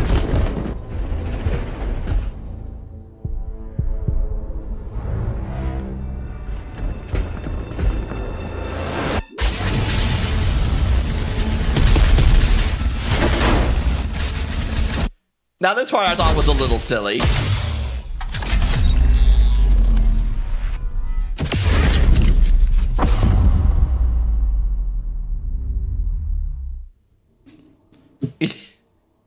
It's almost the same, Cookie. It's almost the same as Games Workshop, but Games Workshop goes, I love crushing the spirit of someone who puts something in for fashion and then obliterating it from existence just so I can maintain my copyright.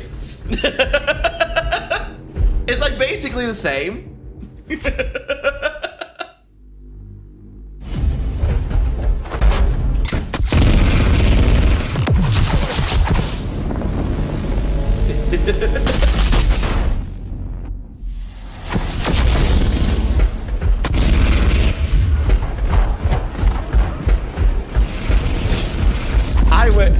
Cookie, I wish there was still, I wish dueling someone was still considered legal in the law. You accuse me of a crime, sir, of violating your copyright. I recommend pistols at dawn. We'll see who's right. 10 paces. We'll see who's right at 10 paces, bitch.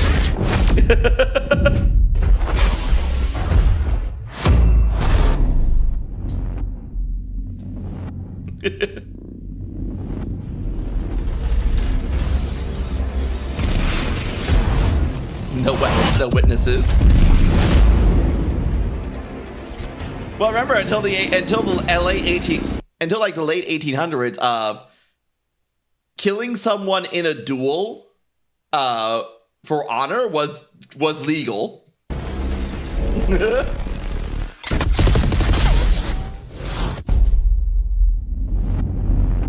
Yes, I've seen Hamilton. Yes, I've seen Hamilton, she says.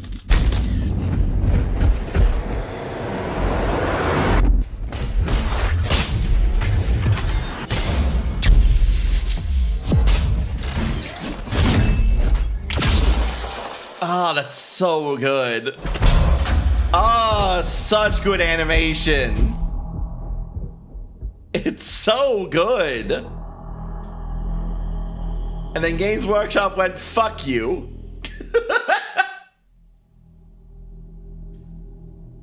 We used to, and it was another guy who made a bunch of good stuff too, but he got basically nuked out of existence by GW.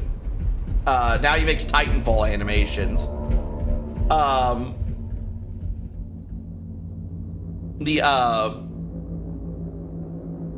Oh, they're ND. Oh man, they're NDA too. Yeah, I haven't even gotten to the part like what the NDA actually said. Because remember, Games Workshop came to the animation community and basically said, sign this NDA and maybe we'll give you a job at the Warhammer animation team. Not that they would, but you would still be under the NDA if you signed it. And the NDA had a 36-month non-compete clause. You couldn't make any Warhammer content without their say-so for 36 months if you signed the NDA. If you signed that NDA. And by the way, it's so fucking dumb. By the way, again, we got people like let's put Bricky up there. I'm pretty sure Bricky was one of the people who said this. Definitely Major Kill was definitely one of them. Valrak was definitely one of them. Said that this was a completely normal NDA and there was nothing weird about this. And like, no company has a non-compete clause for 36 months. And 36 months on top of that 36 months, it was at Games Workshop's discretion to increase the non-compete clause's time by however long that they wanted, whenever they wanted. That's not standard at all. No company has a non-complete clause for fan animations. Yeah, basically. So if Games Workshop had a model they wanted to release, they could increase your non-compete clause by another 6 months if they wanted to. Or 8 months, or a year, or 2 years. Because it was all up to their discretion if you signed that NDA. They're a bunch of pussies, they are. They're just a flat-out malicious company. Again, I'm always sad when I have to remember that Games Workshop's the one who controls the IP for Warhammer, my favorite franchise.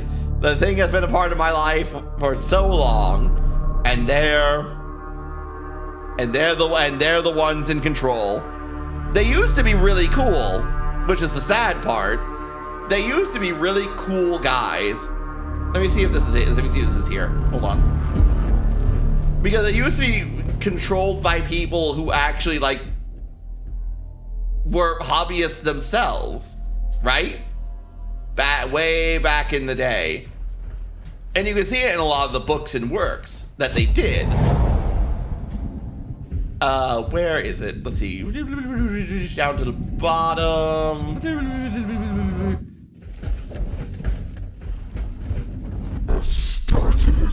Astartes. I think I'm not sure if it was in the Dark Angel book specifically, but they had like pages of miniatures painted by fans, right? That they would just like, they go, oh, this is really cool. Let me feature this in the let's feature this in the codexes. So like people would just be able to see, here's this guy's model just printed in the codex.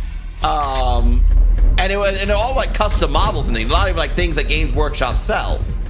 So, but they're just presenting them because they look really cool. And they even did that with no, it's not our Dark Angel Codex specifically, but they did that like in the main 4th edition rulebook. I remember this. They had like, it was a model that someone made out of like PVC tubing and like a deodorant bottle, and just some tubing and a deodorant bottle, and an empty deodorant bottle. And they made a model out of it, and Games Workshop was just like, wow, this is really cool. And let's show this in our rule book and go, you guys can do this too if you want to, and have all kinds of models that you want if you want to be a little creative. Modern Games Workshop goes, no, you can't, you 3D printed that model, you 3D printed those pieces that you put on, you 3D printed bits to improve the look of your model. I'm sorry, that's not allowed. You're banned. You're banned from our tournament's official events, bitch.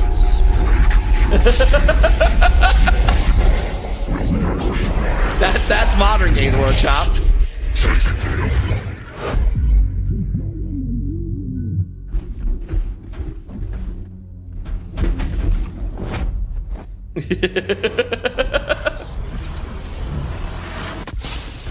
I'll do it for you. Yeah, no, it's just such a different company now these days, and it's a really bloody, malicious, and greedy company now these days.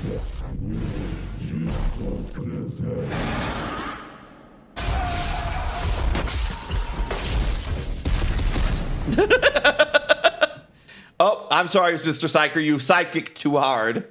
Get punched in the face. You now have to go to the ouchie corner.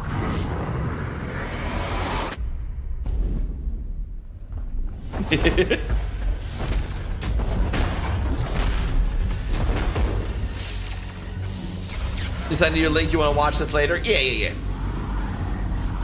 It's really good.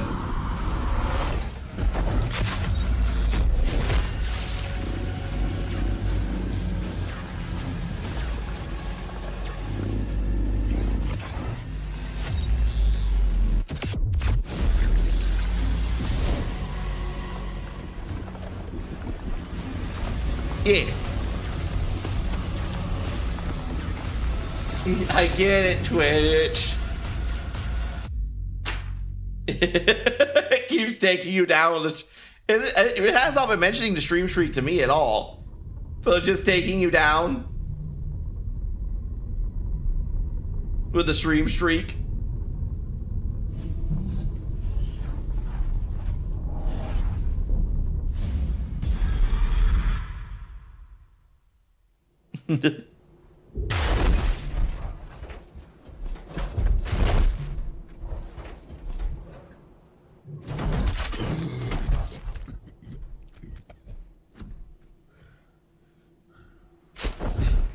Are you free? Have you been released from your hell?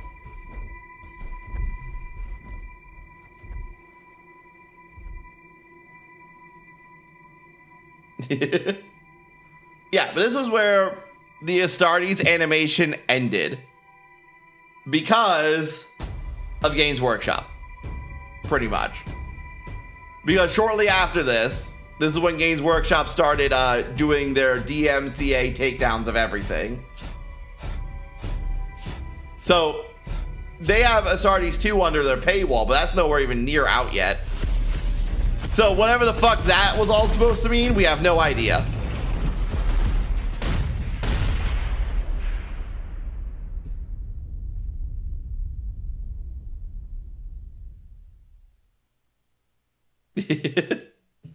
Oof. That thanks Games Workshop was probably not the best idea, huh? And Games Workshop for amazing universe to tell stories in. And then Games Workshop looked you in the eye and said, DMCA takedown.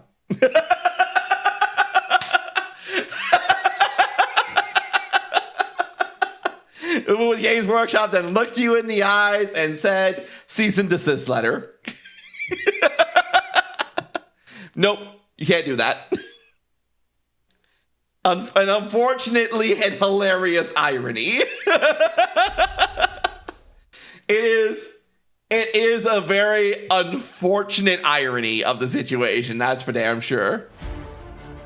But yeah. So, I think that's where I'm going to end the stream today. I've had my incredibly long rant about Warhammer. I hope you all enjoyed that. Maybe next time I'll actually get into more proper lore and not me bitching about the Games Workshop and how terrible of a company they are. Let's see who's online for me to raid. I do plan soon to start a little stream thing as soon as we can decide on a day with Aliona and Bastion to start doing like little discussions of Warhammer lore. Maybe they can help me stay on topic. Let's see who's online.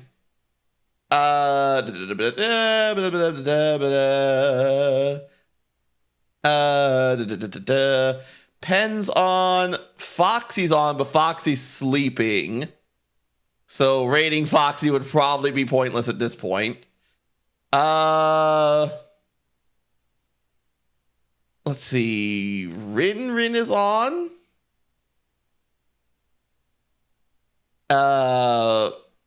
Asher's on. Who to raid? All the Warhammer lore? Yes, all the Warhammer lore. Let's raid Rin. And we'll call it there. Alright, so let's do /raid Rin. I was actually more complaining about One Piece today, but I ended up complaining about Warhammer. But I ended up really just complaining about Warhammer the entire time. I should have changed the title. Everyone's going to be coming in expecting me talking about One Piece or something, and it's nothing but Warhammer. Alright, well, thank you all for coming. I appreciate you all, and I'll see you all again later. Have a good one.